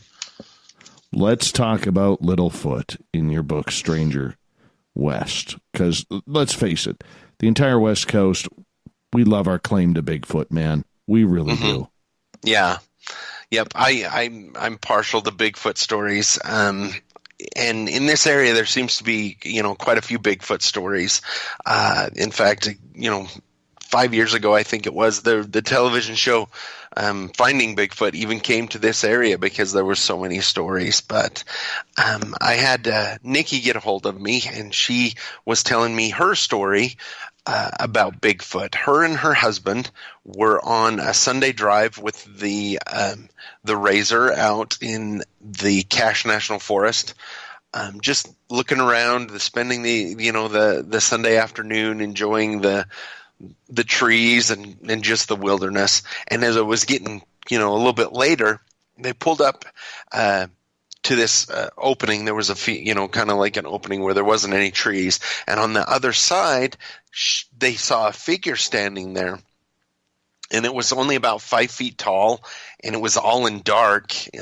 And she thought at first it was somebody in maybe a ghillie suit or somebody in camouflage, and she was trying to figure out. And as they got a little bit closer and stopped, this figure climbed up the pine tree that it was standing next to, all the way to the top, like it was nothing. Like it had just it jumped in the tree and ran all the way to the top and was staring at them from the top of this tree. And she realized at this point that it couldn't have been a person, because nobody could have jumped into that tree and climbed clear to the top like that. And they watched it for a few minutes, and it watched them from the top of the tree, kind of poking around, trying to see them a little bit. And her fascination with Bigfoot and with the paranormal, she realized that this was, what she believed was a young Bigfoot. And they watched it there for quite a while until the sun started to go down, and then they felt a little uncomfortable being up there in the dark with whatever it is up in that tree, and so they left. But I just found it really fascinating. She loved the idea and the fact that she was able to see this creature, but her belief wasn't that it was, only about 5 feet tall, climbed the tree so fast that her thought was that it had been a young Sasquatch that they saw that evening. And what's interesting is a lot of the Bigfoot stories that I've collected, there's an area probably you could draw a circle about 5 mile radius around, and these people don't really know each other, and they don't know that the other people have stories, but they all seem to fall within this 5 mile area near this ski resort. It's called Beaver Mountain up there. And it's actually just to the east of Beaver Mountain where, this 5 mile radius is. And there's a lot of Bigfoot stories that come right out of that area. And for me, that, collaborates quite a bit. And gives validity to people's stories because they're not aware that it's, a hot spot. But because I'm able to interview a lot of different people and get their stories, I'm aware that that's definitely a hot spot for Bigfoot encounters. Well, if you're seeing a little one, there's probably adults around. Did they have any intel on whether this was a solitary creature or not? They didn't see anybody else. They didn't see any other creatures. They watched it for quite a while and didn't see anything else and didn't come down out of the tree. They did see it, poking its head out and keeping an eye on them. But I would imagine that there would be others not too far away, I would imagine, just from hearing different stories and understanding the nature of them being family units or however you want to look at Bigfoot stories. So it's definitely could be, others near that area if that was a young one. Oh, I'm sure there were, because other people who've seen young ones always get the feeling that there's more around. Did the creature stink? Did it have that infamous Sasquatch smell to it?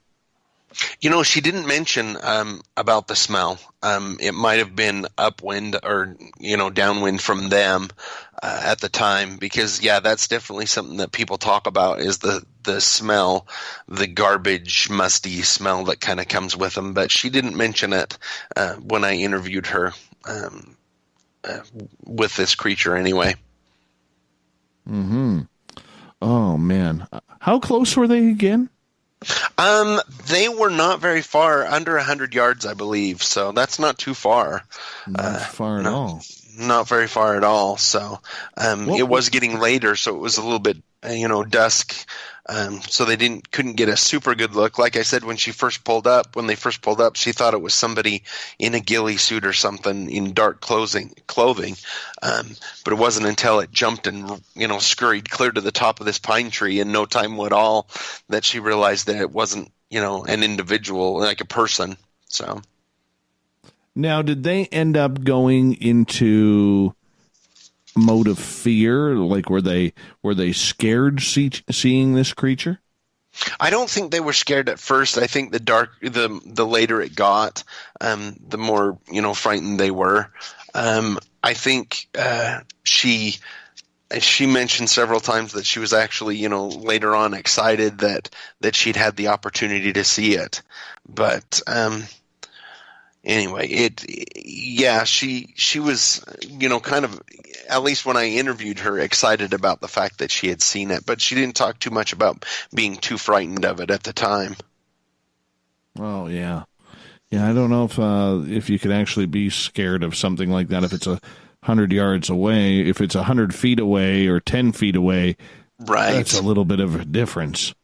Well, yeah, and where it's a smaller one, only about 5 feet tall, we're not talking about some of the other ones that are just enormous creatures that, are capable of moving boulders or, something of that nature that would definitely be quite a bit more frightening, I think. No kidding. All right, we're going to move on in stories here because we're going to get into the Uinta UFO. Now, this seems to be getting a little bit close to Skinwalker Ranch, does it not? Yes, it does.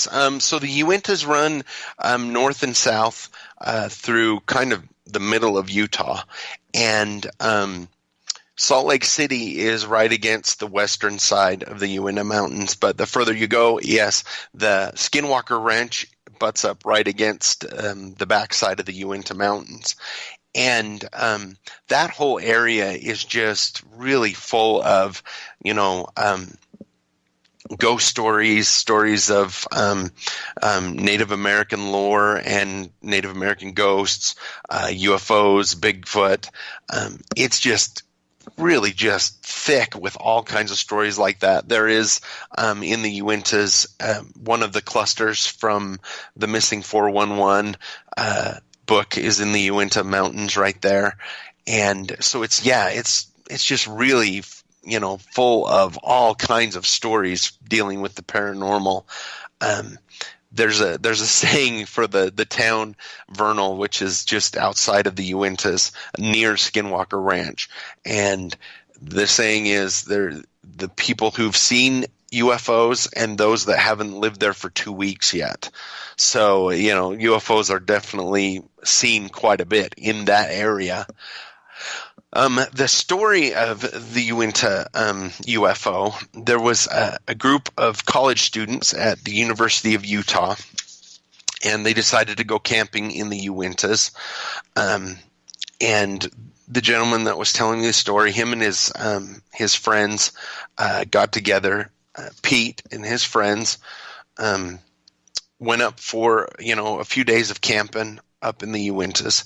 The first 3 nights and first 3 days, nothing really strange went on. They were out there in the middle of nowhere, didn't really see anybody the whole time they were out there. The third night, they had campfire, stayed up, did the whole marshmallow thing, everything you do at camping. And he gets ready for bed. They put out a fire. He gets in bed just as he's getting ready to, get in his sleeping bag. All of a sudden, the tent lights up like it's been hit with a huge, 1,000,000-watt candle. And he hurries and throws his shoes on, and so does everybody else. And they come out of the tent, and the light goes off, and they realize they look above them, and through the trees, they can see a really large, almost cylinder-shaped object above the trees. So they make their way out into an opening so they can see a little better, and they realize that it's just an enormous craft above the trees, and it's moving, along the tree line and towards the mountains. There towards the north. And as they're watching it, all of a sudden this beam of light comes out from underneath the ship. And he explained it like it was like a searchlight, but not in a way like a searchlight normally goes out and gets wider as it goes further away, generally speaking. But this was almost like a straight beam of white light that was hitting the mountain and lighting up the mountain. And it almost seemed to be looking for something on the hill as it was going. It almost seemed to be, scanning the trees and the hill as it glided across this little valley where they were staying. And they watched it for quite a few minutes as it glided silently across this little valley, scanning the hill, and it went up and over the mountain just to the north of them, and then disappeared. Last they saw it was still scanning the hills and traveling towards the north. And they were just amazed because it seemed to be silver in color, and just super quiet for how large it was. Just an enormous ship, bright light, and just quiet as quiet, with absolutely no sound whatsoever. And this was his only experience with a UFO, but he said it was very profound and just sticks in his memory. as being something super strange that he couldn't imagine before. Was he able to look at that bright white light? So many people, myself included, when we've seen that white light of a UFO close by, it's one of the brightest white lights we have ever seen. However, it doesn't make us squint. It's not hard on the eyes. Did he talk about that?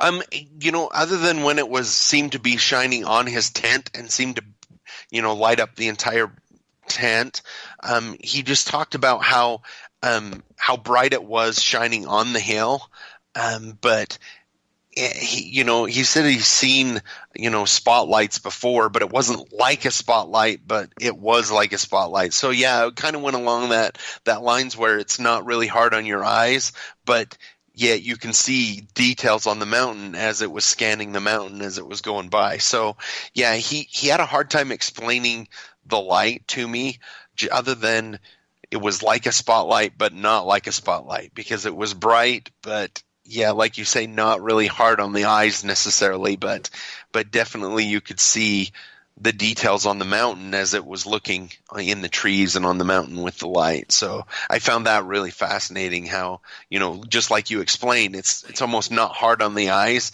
and yet, it lets you see a lot of detail when it was scanning the hill. How relieved was he that when that light came down on its tent, that apparently they were not what they were looking for? Yeah, he was very relieved, because at first, he was really surprised at what, and confused of what it was. But then when they realized that it was scanning for something, yeah, they were probably pretty happy that they were not whatever it was looking for, and that it moved on from its search or whatever it was doing. But yeah, I guess, when you look back on it later on, you definitely would be grateful that you weren't, abducted, because that has happened to people, especially, in the mountains, with the fire in the sky and other things like that. Could be definitely a lot more scary than what it was. I know the movie Fire in the Sky, and it's kind of funny because about a week and a half ago, I got to meet Travis Walton at the Alien Concert Expo in Toronto. And on the Sunday night, I finally got to talk to him one-on-one. And the day before, I had spoke, and I'd actually brought up the fact that I had seen Fire in the Sky at a young age. And really, that movie affected me, especially everything I thought about UFOs and aliens, especially aliens. And so I got to tell him about the whole idea that when I was speaking, I was using his movie as an example, which was kind of weird, staring at the guy. He's got a good mustache, I will say this. Very good mustache. You can't complain about that lip blade, man. You really cannot. All right, we only got about 4.5 minutes here before we got to go to break at the top of the hour. This is flying on by here. John Olsen is our guest tonight. Stranger West is his book. Let's get into Black Eyed Kids. Yeah, so it's interesting, like I mentioned before, as I, wrote my first book with an encounter with Black Eyed Kids, how many people came to me after that to say, I've also had an experience with Black Eyed Kids. I have two in my new book, Stranger West.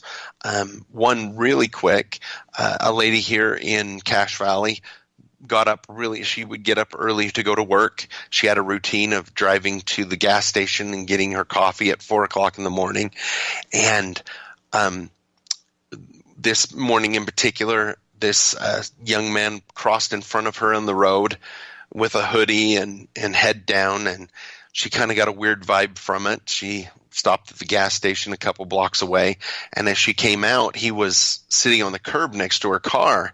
And again, that dread feeling that comes over many of these people who encounter these Black-Eyed Kids came to her, and he approached her as she was getting in her car that he wanted to ride. And at that point, when she saw that he had black eyes, a young man of about 13, and just this feeling of dread that comes along with them, these encounters with these kids, and the fact that they won't get come in your home or your car without permission.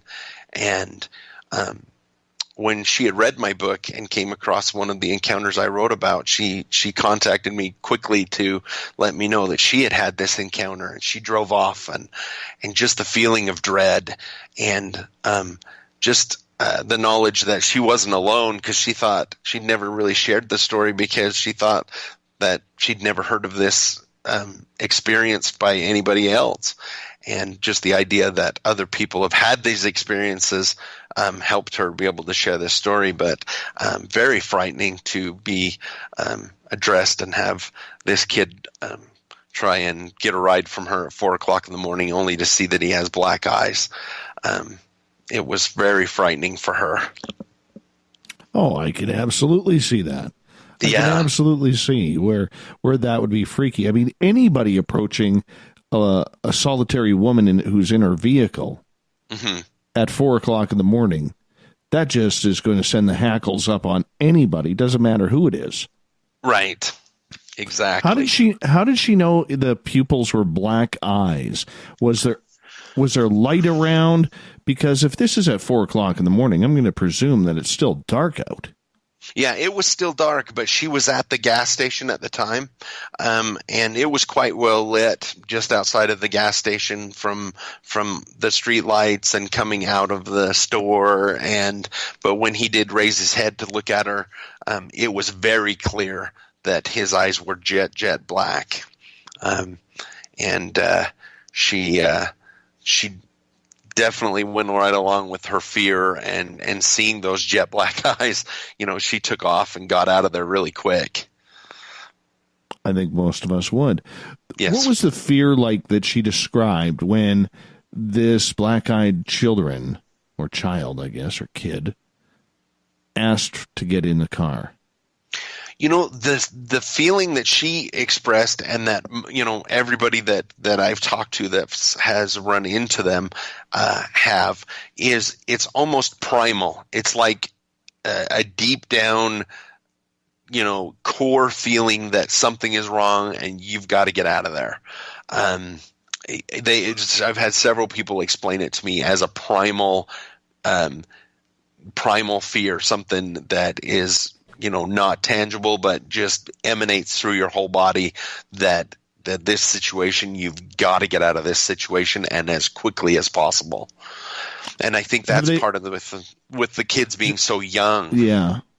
John, I'm sorry to interrupt you there, but for these people who have these encounters, and I'm thankful that I haven't yet, do they know what is driving that fear? Are they feeling evil? Are they feeling uncomfortability? What is driving it? I'm not sure. I guess it would be, in an evil, deep evil, I guess you could say.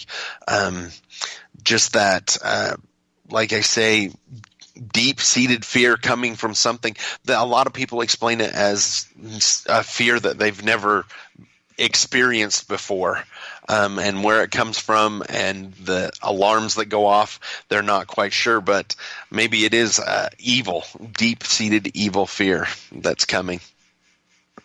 Oh, man. I'm glad I've never had that. Very glad I've never had that. Me too. I just don't know how I would react, as we got about 25 seconds here before we're going to break. Okay. I don't know how I would react to going into a black-eyed children situation. Yeah, me neither. Of all the things, UFO, Bigfoot, that's one I would not want to experience. No, me either. Me either. I don't know. There's just something creepy about it. I don't want to experience that. There's a lot I want to experience in this world, but that's not one of them. That is not one of them when it comes to the paranormal. I'd rather be surrounded by little gnomes. I would agree. With the gnomes now. John Olsen is our guest tonight on Spaced Out Radio. Stranger West, the book on Amazon, the final part of a 3-book trilogy. Stranger Bridgerland can be found on Amazon. Make sure you check it out. We got John for another half an hour of storytelling here in hour 3 coming up.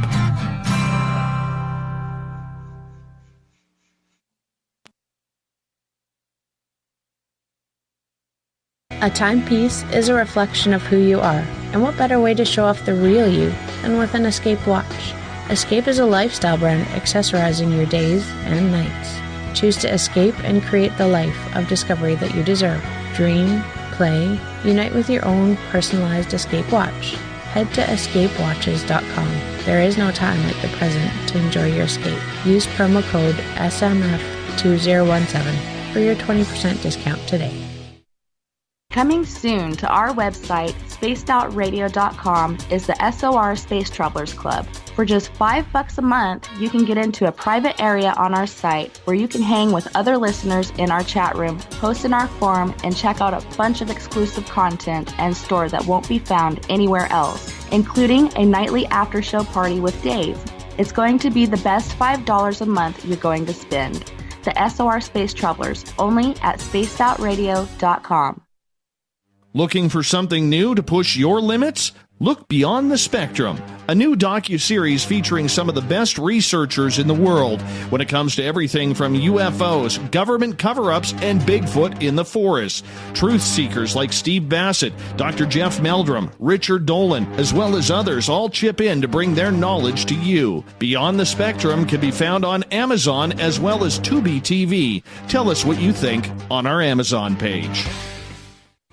We're adding to the entertainment online for Spaced Out Radio.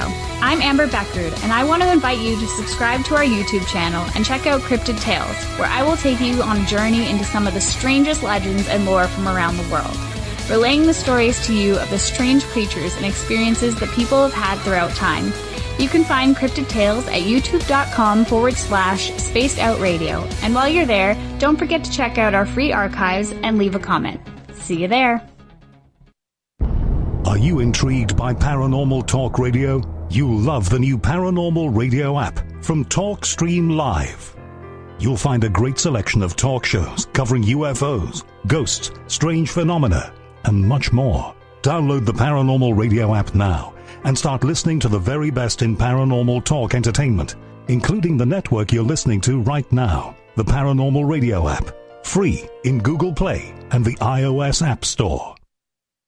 Visit purpleplates.com today. For over 40 years, the Purple Energy Plates have been delivering amazing results for their many customers.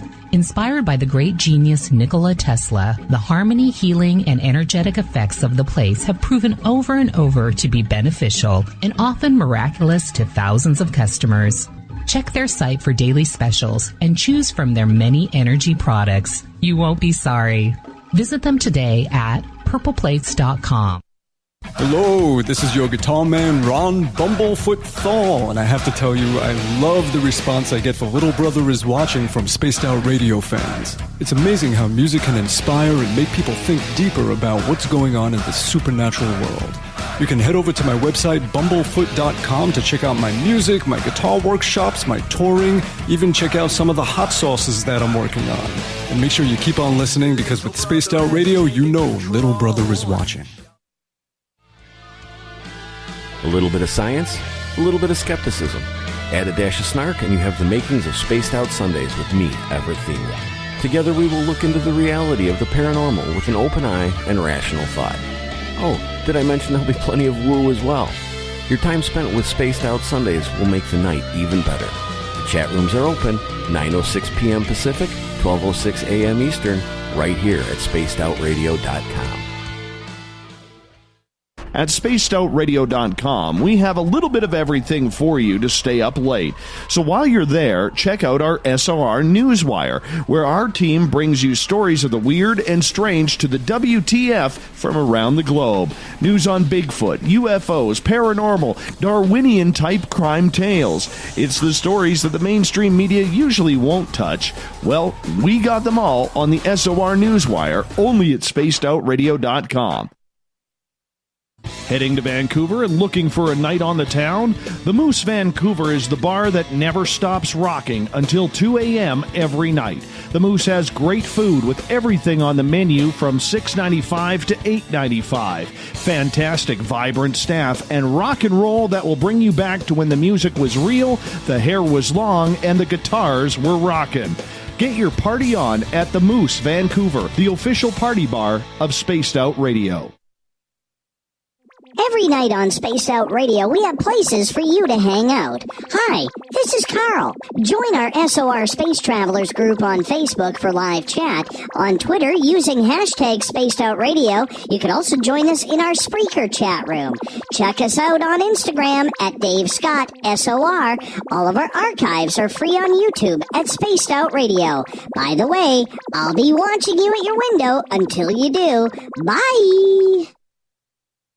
Move over, brother, and let me own Saturday night.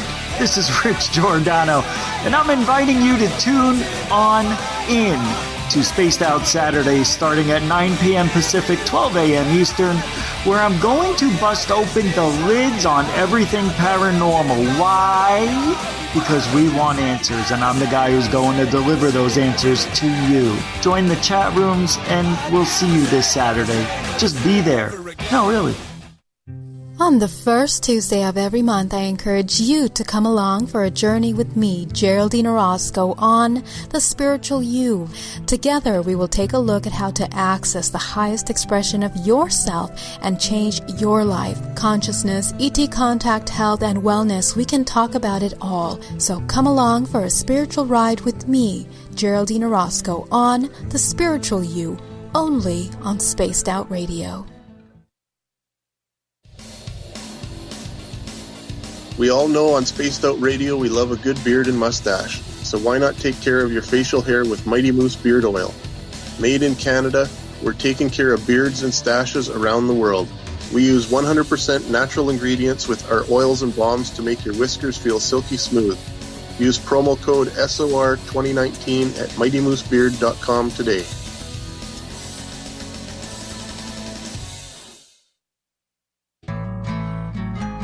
Looking for a place to advertise at a very reasonable cost? Look no further than Spaced Out Radio. SpacedOutRadio.com has an advertising tab that you can click to check out our daily, weekly, and monthly packages to play on the radio, or our website including social media. From commercial spots to banners, we have it all. Check out our competitive pricing today.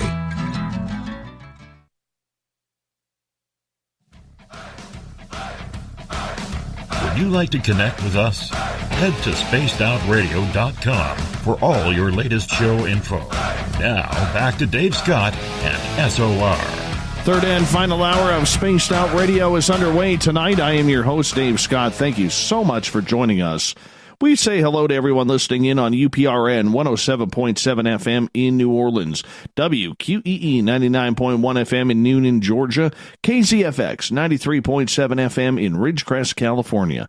Down in Reedsport, Oregon, we are on KDUN AM 1030, and in Dangerfield, Texas, KDNF AM 1560. On the digital side, hi to everyone listening in on Revolution Radio and Kingdom of Nye Radio. Thank you for joining us. Don't forget you can check out all of our archives at youtube.com/Spaced Out Radio. Do old Davey the favor, hit that subscribe button. The Desert Clam has set the password for tonight in the SOR Space Travelers Club. Fadoodle. Fadoodle is your password. Use it wisely, Space Travelers, as the Clam sets a password each and every night right here on Spaced Out Radio. Our website, spacedoutradio.com, has a plethora of features for you to check on out. Read up on Captain Shirk's SOR Newswire. It's updated daily. You can rock out to Bumblefoot, fill out a Sightlines report, and in about a week, yeah, we're on the final countdown now. Our website will have some really cool features for you to check on out, so stay tuned. For the final time tonight, we introduce John Olsen. He is the author of the trilogy Stranger Bridgerland. Tonight, we are talking about Volume 3 of that trilogy, Stranger West, where he's come up with some really cool stories. Right before the break, we were talking about black-eyed kids. Oh, those are just freaky. Freaky, John. I'm still shaking in my boots about those. Yes. We were talking a little bit about the fact that, UFOs and Bigfoot, that'd be fun to see, but I'm not so sure about the black-eyed kids. I can stay away from that. That'll be fine. Me too. All right. Stairway to Nowhere. We have talked to Butch Witkowski and David Weatherly about this, and along with John Tenney, about these stairways that people are finding in the middle of the forest. And there's nothing around. There's no structure, nothing. these stairways are there, and people are afraid to walk up them. Tell us about the Stairway to Nowhere in Chapter 16 of your book. So, yeah, this gentleman came to me. He loved and still loves to just, go in the wilderness and explore. And he told me about the time that he went up this canyon, Smithfield Canyon, actually here on the Cache Valley, and it was getting to be a little bit later in the evening, and he was walking along, and he comes across this stairway in the side of the hill that seemed to just keep going up and up. And he found that really strange because it was seemed to be cut out of stone, and he couldn't see. It just kept going up the hill, and so he started following it, and there was some strange things that started going on while he was doing that. For one, as it got darker, he should have been able to see. He could see down the valley, and he should have been able to see the lights from the towns, but he couldn't. When he was on the stairway going up, he couldn't see any lights. It was just dark. He followed it up as far as he could. He said he talked about just feeling kind of dizzy and just getting a really weird feeling. And no matter how far he climbed up, it just seemed to keep going up and up the hill. And finally, he decided, I'm done. I'm going to go back. It's getting really late. And so, as he makes his way down the stairs and then back through, it almost seems like he comes through a fog when he comes around one of the hills, one of the saddles that just past where the stairs were, and all of a sudden he can see the valley again. He can see the lights again, and he makes his way down to his car. And a couple of the strange things that happened is, he expected it to be a lot later than what it was when he got to his car. Almost the opposite of losing time, he seemed to gain time, almost as if the time that he had spent hiking on these stairs, didn't count. Like he thought it was going to be 1 o'clock in the morning by the time he got back to his truck, but it wasn't. It was only 10:30, 11, and he couldn't figure out why he felt like time was a lot different to him. He's like, well, I'm going to go back and explore those stairs. So, a couple weekends later, he goes back, and he's never been able to find those stairs again. They've just completely vanished up there. He's gone up several times over the past years to try and find them, and has never been able to find those stairs again, which is also really strange. The fact that, some of those stories, like you were talking about, of people running into the stairs in the mountains, seem to be almost a stairwell that goes up to nothing. I found this one interesting because it seemed to be cut away right out of the mountain, out of the stone in the mountain, which I found very strange, and that it seemed to go up and up. And the fact that he couldn't see the valley when he was walking on the stairs, or couldn't see the lights from the valley, I found that really strange too. Almost like he, had left this plane somehow and found his way onto another dimension or something. I'm not sure, but it was definitely a really strange story that he told me. No kidding. Now, did he mark the place at all? Was he an outdoors person who doesn't get lost very often in the forest? Did he know where this place was?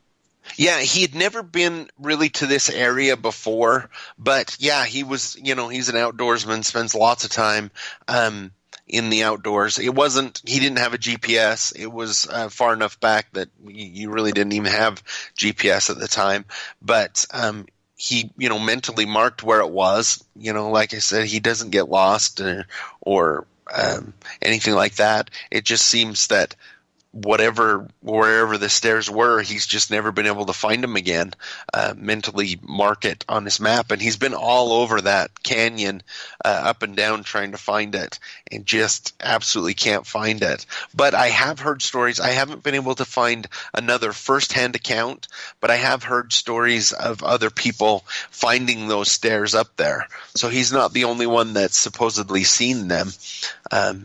But he's the only one that I've talked to personally who has seen them and actually walked on them for a while. So it was kind of weird and creepy, and you just wonder what was going on with those stairs and why they seem to disappear and then come back at certain times. The whole thing is really kind of strange. Here's what I don't understand about them is people get an eerie, almost evil feeling about them when they see them. Mm-hmm. Yet a stairway is supposed to lead up to heaven, much like the Led Zeppelin song. So it's kind of ironic that people are feeling scared, timid, and very uneasy about climbing these stairs out of the fear of something evil, when, if you put it on a biblical sense, hell is below us and heaven is above. Mm-hmm. Yeah, exactly. Exactly. Yeah, it's kind of a conundrum of feelings and why are they there and how do they seem to disappear and come back, and like you say, this strange feeling of evil that seems to be associated with them, and kind of the distortion of time that he experienced when he was on them. The whole thing's kind of weird. All right, I want to take a chapter back because you have one in chapter 15 called Little Green Man. What's this all about? Yeah, so I interviewed this person several years ago, actually, before my first book came out, but I barely got it in this book. But this gentleman named Aaron came to me, and he was kind of hesitant about sharing the story. It took me a little bit to talk him into to sharing this story with me. It is really kind of out there and strange. He talked about he grew up in a larger family, and him and his younger brother shared a room. At the time, he was a teenager. He was 15 at the time, and he would sleep in the same room with his brother. His brother had a bed on the other side of the room from him. And he woke up and in the middle of the night, and actually he woke up in the morning and remembered a dream that he had that was very vivid, that he had woken up in the middle of the night and his little brother was on the edge of his bed talking to this little man in the windowsill. Little green man sitting on the windowsill, not very big at all, talking to his younger brother. And he talked to this little green man for a few minutes and his brother. He couldn't remember what the conversation was, but he remembered very distinctly that the little green man and his brother made him promise that he wouldn't say anything, that he wouldn't tell anybody about this. And he said, okay, and rolled over and fell asleep. And then that's when he woke up in the morning and remembered this very vivid dream. And he goes through the day and he just can't seem to get this strange dream out of his mind. No matter what he's doing at school, it's just, really stuck in his head. And he kept thinking, well, of course it was a dream because, that's not normal. That wouldn't, be anything normal. And he comes home from school and he goes upstairs to change his clothes to go to work. And his little brother's playing in the room. And his little brother's, he's like, hey, how's it going? He's going to change his clothes. And his little brother looks at him and he goes, did you keep your promise? And he was like, he stops and looks at his brother and he's like, what promise? And he's like, you promised me and the little man that you wouldn't say anything. You didn't say anything, did you?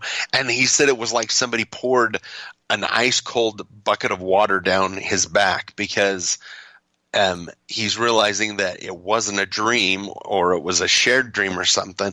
And he kind of he's like, no, I didn't tell anybody. And he tries to get his little brother to tell him, what he saw, but his little brother like clams up and just refuses to talk about the little green man that was in the window.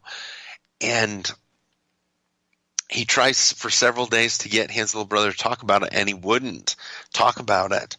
And he remembered when he was grown up and he was in his 20s, something reminded him about that story, about that happening. And he talked to his little brother, who was older now. And his little brother remembered talking to the little green man and making the promise too, but he couldn't remember what he had said to the little green man either. And it kind of appeared to him to be almost a dream, that he was remembering it. But it was something that they both experienced, but now can't remember the conversation and not sure exactly what was going on, or what. Was it a shared dream? Was it actually a spirit? Was it, an alien? He's like, I have no idea what it was, but I know that we both experienced it. And when my little brother said that to me when I was getting ready for work, that, did you keep your secret? Did you tell anybody about the little green man? It was just kind of a shocking experience. No kidding. No kidding. Yeah. What did this thing look like? He said it had almost like a green suit, almost like, a suit and tie kind of thing, but it was green and reflective almost.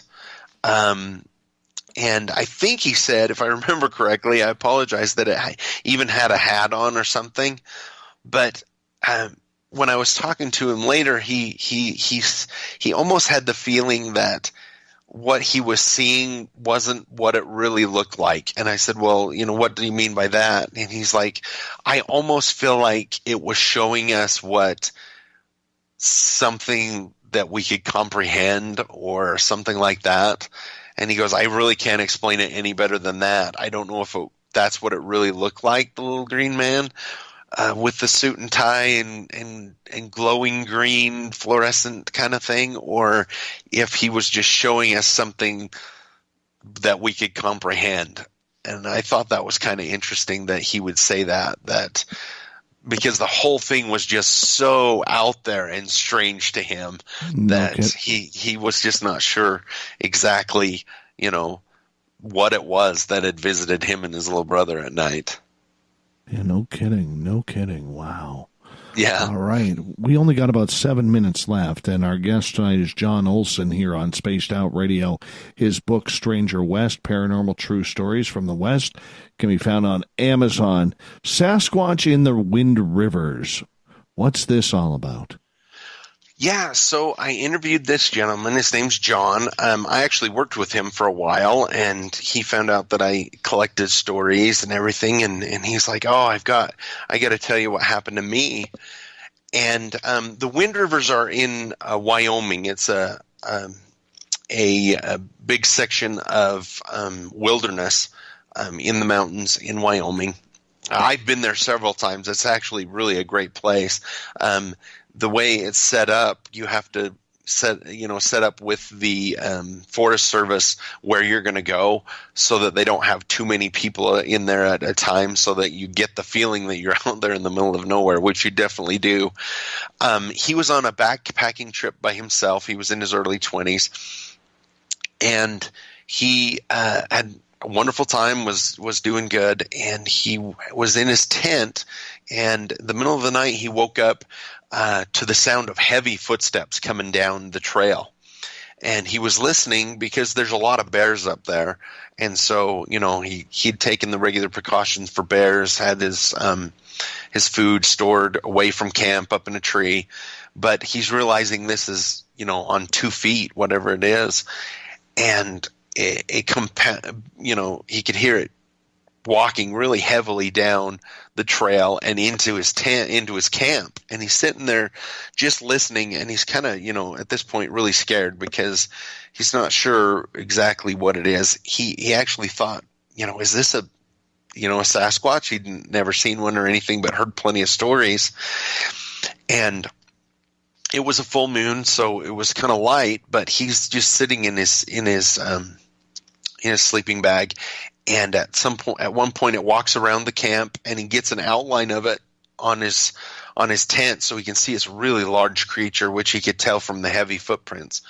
And it walks over to his tent, and it actually puts its hand out and pushes on the tent, and he can see this just enormous hand, push and feel his tent. And this went on for a few minutes, and then it just took off again, and he heard the footsteps, and it pounded its way down and out of his camp and disappeared. The sound disappeared. And I asked him if he was scared. He said at the moment he was really frightened, but afterwards he felt really kind of, I don't know if you'd call it blessed or just lucky. He says that, a lot of people spend their whole life looking for Sasquatch, and I had one come right into my camp. And he's like, yeah, I feel pretty lucky to have come that close to a Sasquatch. But at the time, it's pretty scary to see this giant hand pushing on your tent, and you're the only person within 25 miles of your camp. But that would be exciting, exhilarating, and scary all at the same time. Let's try and sneak in one more here, if you don't mind. Okay. And that is about the Enchanted Choir. Oh, yeah. So we got about 3 minutes, just so you know. 3 minutes. Okay. So the Enchanted Choir, this gentleman was talking about their local little church that they had in their little town. Everybody took turns going up at 10 o'clock at night and kicking out the scouts that were playing basketball and locking all the doors. And it was his turn to do that. And he went up, and he could hear a choir in there singing. And he's like, oh, I've got to kick out a choir. This is not going to be fun. But he went and walked around the church, locking everything up and listening to the choir. And it finally got to the point where he's like, well, now I've got to go into the chapel and kick them out. And as he opens the door, the sound stops, and he realizes the light's off. There's no sound, and there was no choir in there. But he had listened to them for about 20 minutes while he locked up the church. And he was like, what was this that I could hear? And he was never frightened, and it never scared him, but he found that fascinating that he could hear a choir singing in the chapel the whole time. But when he went in there, it was dark, and there isn't anybody in there whatsoever. And he's not sure if it was a heavenly choir or what it was, residual, something like that, because it's an old chapel. It's an old church that he's locking up. But definitely something paranormal was going on. A fascinating, fun story. I think that one's a really fun story that he told me. I had something similar like that happen. It wasn't a choir. We were working at this building, a hockey rink. And I was 21 years old, and we could hear guys laughing in the dressing room, kind of throwing their beer cans into the garbage after their game. And we had some work to do. We were going to be, tearing down all the dressing rooms and cleaning them up and, spraying them on down, because we did that once every couple of weeks. And so I said to my work partner, Mike, I said, can you go in there and tell him to hurry up? We got a late night ahead of us, and we got to get going. And so he goes, sure. He walks in the dressing room. About a minute later, he walks back absolutely stone cold white. And he is freaked right out. And he's like, Dave, there's nobody in the dressing rooms. I said, what do you mean there's nobody in the dressing rooms? He goes, come look. I said, but we heard that noise. Go into the dressing rooms. There's nobody there. I'm like, we're out of here. Yeah. We are out of here. My friend John, it's almost time to wrap this thing up. We got about 35 seconds left with you. Do me a favor. Tell everybody where they can find more information about the trilogy, Stranger Bridgerland. So they're all three on Amazon, Stranger Bridgerland, Beyond Stranger Bridgerland, and Stranger West. Also on my website, you can look up where I'm going to be speaking or any of my engagements on strangerbridgerland.com. And that's the best place to contact me. What a great set of stories tonight, my friend, and good luck, and we'll try and send some sales your way as well, because you're one of the good guys out there trying to tell some good stories, and we appreciate you sharing those stories with all of us here on Spaced Out Radio tonight. Thank you so much for having me. It's been so fun. Oh, not a problem. Not a problem at all. Coming up next, we have the SOR Newswire and the Thought of the Dave, so stay tuned. More Spaced Out Radio coming on up.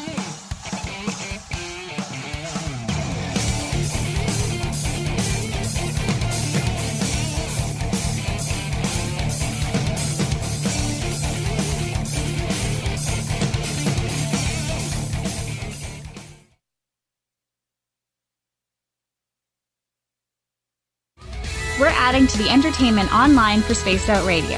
I'm Amber Beckrud, and I want to invite you to subscribe to our YouTube channel and check out Cryptid Tales, where I will take you on a journey into some of the strangest legends and lore from around the world, relaying the stories to you of the strange creatures and experiences that people have had throughout time. You can find Cryptid Tales at youtube.com/Spaced Out Radio. And while you're there, don't forget to check out our free archives and leave a comment. See you there. Move over, brother, and let me own Saturday night. This is Rich Giordano, and I'm inviting you to tune on in to Spaced Out Saturday starting at 9 p.m. Pacific, 12 a.m. Eastern, where I'm going to bust open the lids on everything paranormal. Why? Because we want answers, and I'm the guy who's going to deliver those answers to you. Join the chat rooms, and we'll see you this Saturday. Just be there. No, really. Every night on Spaced Out Radio, we have places for you to hang out. Hi, this is Carl. Join our SOR Space Travelers group on Facebook for live chat. On Twitter, using hashtag Spaced Out Radio. You can also join us in our Spreaker chat room. Check us out on Instagram at Dave Scott SOR. All of our archives are free on YouTube at Spaced Out Radio. By the way, I'll be watching you at your window until you do. Bye! Coming soon to our website, spacedoutradio.com, is the SOR Space Travelers Club. For just $5 a month, you can get into a private area on our site where you can hang with other listeners in our chat room, post in our forum, and check out a bunch of exclusive content and store that won't be found anywhere else, including a nightly after-show party with Dave. It's going to be the best $5 a month you're going to spend. The SOR Space Travelers, only at spacedoutradio.com. Hello, this is your guitar man, Ron Bumblefoot Thal, and I have to tell you, I love the response I get for Little Brother is Watching from Spaced Out Radio fans. It's amazing how music can inspire and make people think deeper about what's going on in the supernatural world. You can head over to my website, bumblefoot.com, to check out my music, my guitar workshops, my touring, even check out some of the hot sauces that I'm working on. And make sure you keep on listening, because with Spaced Out Radio, you know Little Brother is watching. At spacedoutradio.com, we have a little bit of everything for you to stay up late. So while you're there, check out our SOR Newswire, where our team brings you stories of the weird and strange to the WTF from around the globe. News on Bigfoot, UFOs, paranormal, Darwinian-type crime tales. It's the stories that the mainstream media usually won't touch. Well, we got them all on the SOR Newswire, only at spacedoutradio.com. Heading to Vancouver and looking for a night on the town? The Moose Vancouver is the bar that never stops rocking until 2 a.m. every night. The Moose has great food with everything on the menu from $6.95 to $8.95. Fantastic, vibrant staff and rock and roll that will bring you back to when the music was real, the hair was long, and the guitars were rocking. Get your party on at the Moose Vancouver, the official party bar of Spaced Out Radio. So, you love talk radio? Then you'll love TalkStreamLive.com. TalkStream Live is always on, 24/7, with the best streaming talk shows. Find your favorite talkers and discover some new ones. It's free, readily available online or on mobile with any smartphone or tablet. Finding your favorite talk shows all in one place has gotten a whole lot easier. Just go to TalkStreamLive.com. Be sure to download the free apps from Google Play or the iTunes App Store. A little bit of science, a little bit of skepticism. Add a dash of snark and you have the makings of Spaced Out Sundays with me, Everett Thiemer. Together we will look into the reality of the paranormal with an open eye and rational thought. Oh, did I mention there'll be plenty of woo as well? Your time spent with Spaced Out Sundays will make the night even better. The chat rooms are open, 9:06 p.m. Pacific, 12:06 a.m. Eastern, right here at spacedoutradio.com. We're bringing you something new to the documentary world. Beyond the Spectrum will take you on an historic tour of topics like no other. Sasquatch, UFOs, government secrecy, and more, keeping you on the edge of your seats through the eyes of legendary truth seekers like Steve Bassett, Richard Dolan, Dr. Jeff Meldrum, and Jack Kasher. Head on over to Amazon Prime or Tubi TV and check us out. Please leave a comment for the filmmakers on their film's Amazon page. We all know on Spaced Out Radio we love a good beard and mustache, so why not take care of your facial hair with Mighty Moose Beard Oil? Made in Canada, we're taking care of beards and stashes around the world. We use 100% natural ingredients with our oils and balms to make your whiskers feel silky smooth. Use promo code SOR2019 at MightyMooseBeard.com today.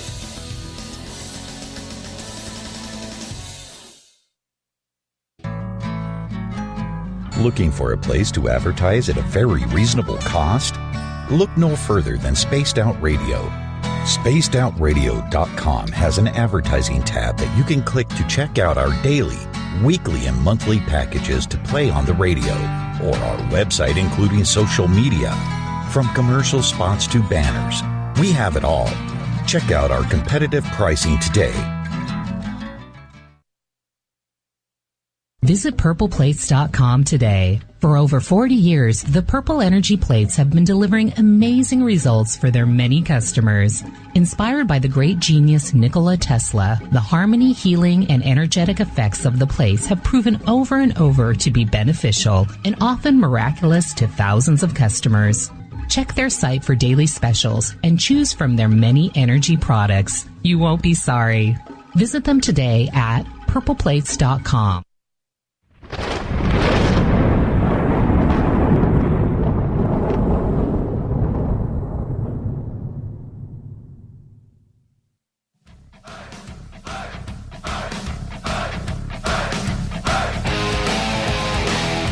We've rounded third. We're heading for home tonight on Spaced Out Radio. I am your host, Dave Scott, sitting in the captain's chair of SOR headquarters. Thank you so much for joining us. I want to remind all of you, if you've missed portions of this show or others, please go to our YouTube channel. It's free, youtube.com/Spaced Out Radio. Do me the favor, hit that subscribe button. Our website is spacedoutradio.com, where we have a plethora of features for you. You can rock out to Bumblefoot, fill out a Sightline report if you've had something weird or strange happen. And, of course, you can read up on Captain Shirk's SOR Newswire, which is updated daily. Speaking of the news, let's get to it, shall we?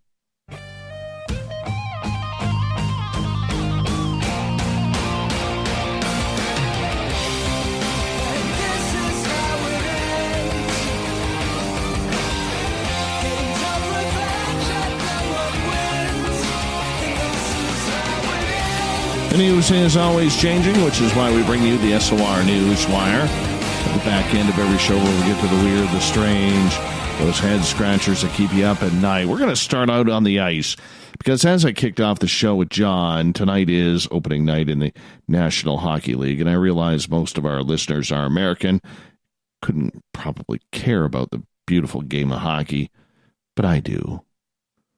Rule changes for us fans that we got to pay attention to. Yay! They're going to expand referees' ability for video review. Come on. Even on game misconduct penalties, aside from fighting. They don't even allow fighting anymore. Turned into a game of sissies. Sissies, I tell you. Let them go. Drop the gloves. Don't need any more rules. Thanks, Captain Shirk, for firing me up here to kick off the news. The other things they've changed, head coaches will now have the ability to force more video reviews this season. Oh, that won't eat up any time. Come on. Yeah, they'll be able to challenge offsides, goaltender interference challenges. Coaches can ask officials to check whether there was a glove hand pass, high stick, or puck out of play in the offensive zone before a goal was scored. Oh, this is killing me. I'm just dying. Stricter helmet guidelines. The NHL took a significant step towards matching the International Ice Hockey Federation's rules on helmets which means in the old days of the NHL, you lose your lid, you keep on playing.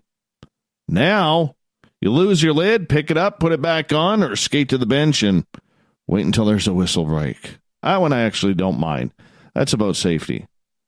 And, of course, more offensive advantages, because when goals are down, we don't let players decide the game anymore. We want to make sure that we cheat a little in the rules to give them more chances to try and score in Gary's game. Either way, my Canucks lost, my Oilers won because my Oilers beat the Canucks. I'm in for a good night. Toronto's cheering, they won, and they got a new captain in John Tavares. You know, people like Canadian Joe on Twitter at hashtag Spaced Out Radio are running down to Yonge Street right now to put their lawn chairs out because they think the Stanley Cup parade is coming. 67, people. 67. Sticking with sports, a mattress salesman in Houston has bet $3.5 million that the Astros will win the 2019 World Series. Jim Mattress Mac McIngvale placed the big bet at Scarlet Pearl Casino in Biloxi, Mississippi. He arrived with a briefcase full of cash before placing the wager with the DraftKings Sportsbook. McIngvale sported an Alex Bregman Astros jersey while placing the bet. I'm just amazed how much DraftKings and Scarlet Peel took, and they didn't blink an eye, he said. That's pretty rare in the sports betting business in the United States for someone to take $3.5 million. McIngvale, who's 68 years old, placed the bet at plus 220 odds, meaning he would win $7.7 million if the Astros can pull it off. The Astros begin their quest for a World Series title with an American League Division Series game against the Tampa Bay Rays or the Oakland Athletics starting Friday in Houston. Oh, I love baseball. It doesn't matter. They're going to lose to my Yankees. You just lost $3.5 million betting on the wrong team. Let's go Yankees. Oh, I love October. Such a beautiful month. A professional eater downed 50 slices of pumpkin pie in 10 minutes to win a New York State contest and set a new record for the event. The Great Pumpkin Farm in Clarence, and Molly Schuyler's of California was the top prize winner. Oh, in Clarence, said Molly Schuyler of California, was the top prize winner of the 10th annual Hands-Free World Pumpkin Pie Eating Contest. Schuyler set the new record to finish the event, finishing with 50 slices, beating her own record at 48 set in 2017. The professional eater was awarded $1,000 for winning the contest and an additional $500 for setting the record. Let's get all UFO now, shall we? Remember last year when the Canadian Mint, we told you about this, did the guitar pick or alien head-shaped coin for Stefan Mekulic's abduction, or UFO encounter, I should say. Well, the Royal Canadian Mint is up to it again. This time, they have created a glow-in-the-dark coin that captures the eerie scene more than 50 years ago when awestruck witnesses reported seeing what was officially documented as a UFO crash in Shag Harbor, Nova Scotia. The colorful image on the rectangular coin shows three fishermen aboard a boat staring and gesturing as the ghostly image of the flying saucer appears to plunge into the dark waters near Shag. But something special happens when the included black light flashlight is used to illuminate the coin in the dark. The spaceship disappears, but four orange lights remain in the sky as described by those who reported seeing something that moonless night, October 4th, 1967. Our coins always aim to tell the whole spectrum of the Canadian experience, from serious topics like our Veterans in Remembrance, our technical achievements, and amazing landmarks to the stories that really surprise you, said Mint spokesperson Alex Reeves. We are looking forward to doing more of this kind of stuff as well to tell the story of Canada. The Pure Silver Collector's coins, which went on sale yesterday at $129.95, they were sold out as of this morning. There were only 4,000 made. You could go on eBay, probably get quintuple the price right now. Shag Harbor incident is widely regarded as one of the world's best documented UFO cases. Or is that a UAP? Now, I don't know. Among the witnesses were RCMP officers, scores of fishermen, airline pilots passing at 33,000 feet along the Gulf of Maine. Yeah, this was a serious incident. You know, we have to actually do a show on that again because it's been a while. Let me try and line something up for November on that one. The annual competition held at the Katmai National Park and Preserve in Alaska crowns the winner of the fattest bear of the state's Brooks River, with the help from online voters like you. Alaska's brown bears are the largest brown bears and eat up to 90 pounds of food each day, including other smaller mammals, salmon, berries, flowers, and herbs. Starting October 2nd, the area's chunkiest bears will compete in head-to-head matches running through October 8th. The winner of each round will move to the next round until the finalists compete for the crown of 2019 Fattest Bear. And don't worry, you won't hurt anyone's feelings with your vote. There is no shame in winning this contest, as large amounts of body fat in brown bears is indicative of good health and strong chances of survival through the winter, the National Park Service said. During the winter hibernation, which can last up to half a year in their den, a bear could lose up to 1/3 of its body mass. In preparation, the bears are entering hyperphagia this time of year, a state in which they eat nearly non-stop. The park's famous for its volcanoes, magical wilderness, and brown bears kicked off the competition 5 years ago. It holds one of the largest concentrations of brown bears in the world, according to a press release. So go vote for the bears. Absolutely. Go pick the fatty. An 18th century Ethiopian crown will now finally be returned home after being hidden in a Dutch flat for 21 years. Ethiopian Sirak Asfa, who fled to the Netherlands in the late 1970s, discovered the crown in a suitcase of a visitor and realized it was stolen. The management consultant has protected it until he felt safe to send it back. Yeah, finally, it is the right time to bring the crown back to its owners and the owners of the crown of all of Ethiopia. The crown is thought to be one of just 20 in existence. It has depictions of Jesus Christ, God, and the Holy Spirit, as well as Jesus' disciples, and was likely gifted to a church by the powerful warlord Welde Selassie hundreds of years ago. It is currently being stored at a high-security facility until it can be safely returned. The story of the crown: Mr. Sirak left his home country in 1978 to escape the political repression of the communist government, or Derg, which had come to power in 1974. The regime unleashed a wave of violence known as the Red Terror, which killed hundreds of thousands and forced many to leave. The former refugee used to host Ethiopians who had left the country in his Rotterdam flat through the 80s and 90s. Friends, refugees, whoever, he said. It was just one of these visitors staying at his home in 1998 who was carrying the crown in his bag. Most people don't really care about this cultural heritage, he said. I'm loyal to Ethiopia. It's a beautiful crown, by the way. Beautiful crown. All right. The first dead bull was found in a timberland ravine in eastern Oregon. There were no indications it had been shot, attacked by predators, or eaten by poisoned plants. The animal's sex organs, tongue, however, had been removed, and all the blood was gone. In the next few days, 4 more heifer bulls were found within 2.5 kilometers of the same condition. There were no tracks around the carcasses. Ranch management and law enforcement suspect that someone killed the bulls. Ranch hands have been advised to travel in pairs and go in armed. Ever since the bulls were found over several days in July, Harney County Sheriff's Deputy Dan Jenkins has received many calls and emails from people speculating what or who might be responsible. The theories range from scavengers such as carrion bugs eating the carcasses to people attacking the animals to cause financial harm to ranchers. Jenkins, who is leading the investigation. Why is there no mention of aliens in here? This is cattle mutilation, man. Total cattle mutilation. Yeah, Jenkins, who is leading the investigation that involves state police, has run into only dead ends and has no witnesses. If anyone has concrete information or knows of any cases that have been solved in the past, that would definitely be helpful, he says. Colby Marshall, vice president of the Silvies Valley Ranch that own the bulls, has another theory. We think that this crime is being perpetuated by some sort of cult. The real cases recall mutilations of livestock across the U.S. Midwest and the West in the 1970s that struck fear in rural areas. Thousands of cattle and other livestock ranging from Minnesota to New Mexico were found dead with their reproductive organs and sometimes part of their faces removed.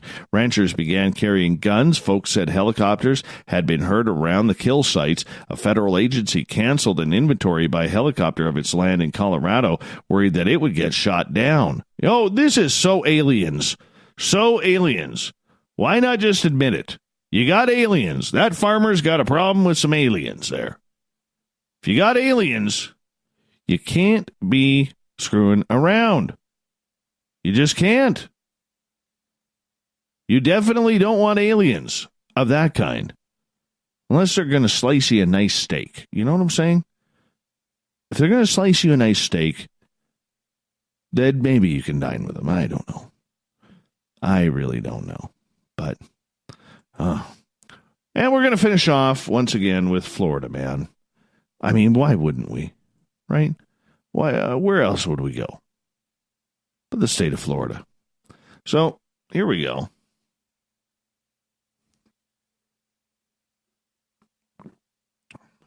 So this dude, a part-time community college student in Florida, received nearly $1 million on a tax refund he filed for the 2016 calendar year, despite making less than $20,000.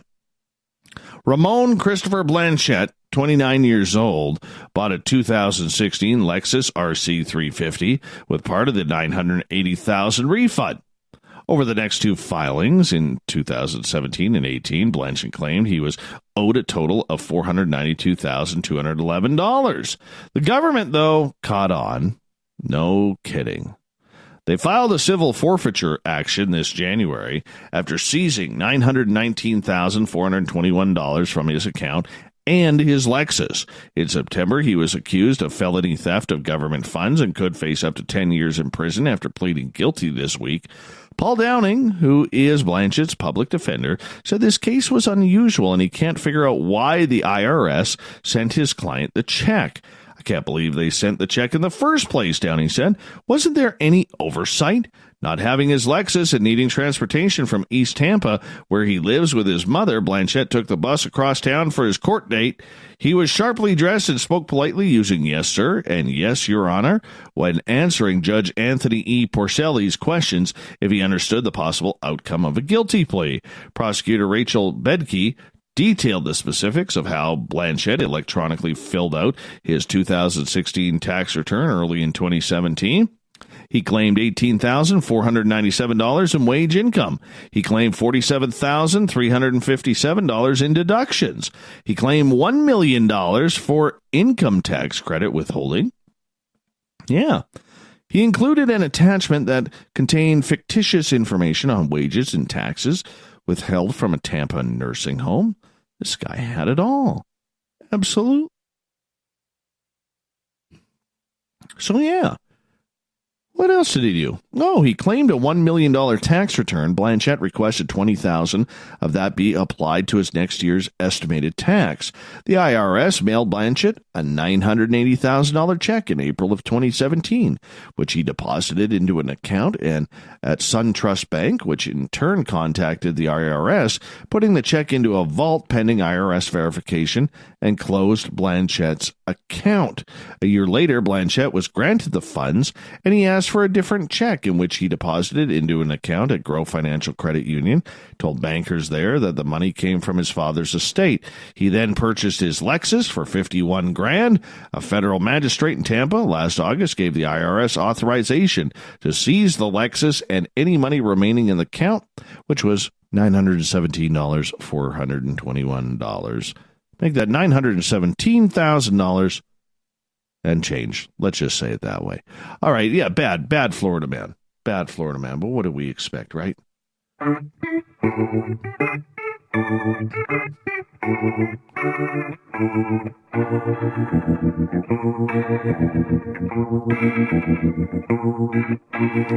Thought of the Day happens every night at this time, where we ask a question on our Facebook and Twitter pages, then read your responses on the air because we love the audience participation around here. Today's Thought of the Day is as follows. If you were a ghost, yes, you, where would you like to haunt and why? Kay Stockton, I want to go to Alaska. Why? It's the last place I want to go before I die. Joe, wanting to be the Blade equivalent in the ghost world, I would go anywhere needed. A. Smith, otherwise known as Steve _Fringe. Excuse me. He wants to go to a strip club. Collie, my own house because I told them I would. John, based strictly on my root chakra, I would say the Playboy Mansion in the 1970s. No explanation needed. John, I may join you on that one. I just may. Aaron, or Aaron, the International Space Station. Only chance to see space. Cajun Medicine Man. In the Chinimaca Nation, the word haunt does not exist. The closest word is dwell or be in. It would be among the sky people to see the world as an eagle and fly amongst the star children. Beautiful. Graham. The ruins of Mycenae along the wall near the Lion's Gate. Okay. Alien Spoonie wants to go to the White House and haunt it. Lone Wolf. If I were a ghost, I'd pay visits to all the flipping idiots I went to school with and tell them I was sent here to tell you, don't make any plans past tomorrow evening, and then sit back and watch them sweat. Ooh, that's good stuff right there. That's good revenge. Scott, I don't think they get a choice. Taro, my workplace, I'd love to bug the hell out of the gang at work. All right, let's see if we can sneak in one or two more. Stephen wants to go to TTSA headquarters and haunt it. Mandy wants to go to NHL locker rooms. Pervert. Mike, John Greenwald Jr.'s studio in hopes of scaring that look off his face when he talks. Oh, that's not nice, Mike. That's just trolling right there. John does great work. Richard Palmisano, the National Skeptic Society. Let the games begin. That's where we're going to end it. Thank you to everybody participating in the Thought of the Day. We will do it all again tomorrow. Maybe yours will get read on the air. Thank you so much. We also want to give a big thanks to Captain Shirk for doing all of our news. You can find our news all lined up for you at spacedoutradio.com. Yeah, Captain Shirk does it daily. She's always fresh, smiling, and inviting you to watch and read the news. Hey, we also want to give a big shout out to John Olsen for coming on in talking about Stranger Bridgerland's trilogy, the final book, Stranger West. John's a good author, man. And ladies, seriously, go to his website, strangerbridgerland.com. Check it on out. You can get all the books in Amazon.com or .ca as well. We got Mr. Ron Bumblefoot THAL rocking in the background with Little Brother is Watching. Bumblefoot is the official music of Spaced Out Radio, rocking us in and out of every single show. Get your horns up for the guitar god himself. Special thanks to everybody listening in at home, at work, in your cars, in our chat rooms on Spreaker, the SOR Space Travelers Club on Facebook, as well as Revolution Radio.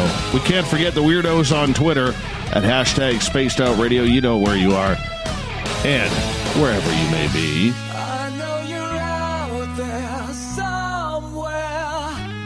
Remember, this show is copyright by Spaced Out Radio and SOR Media Ventures Limited. Hey, thank you so much for joining us. This was a lot of fun because together, my friends, we own the night. Mr. Bumblefoot, we need a favor. We need you to take us home.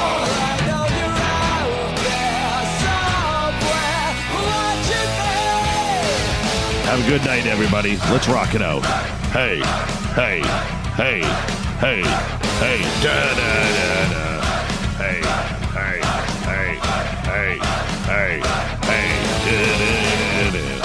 Hey, hey, hey, hey, hey, hey, da-da-da-da. You with me? Hey, hey, hey, hey, hey, da-da-da.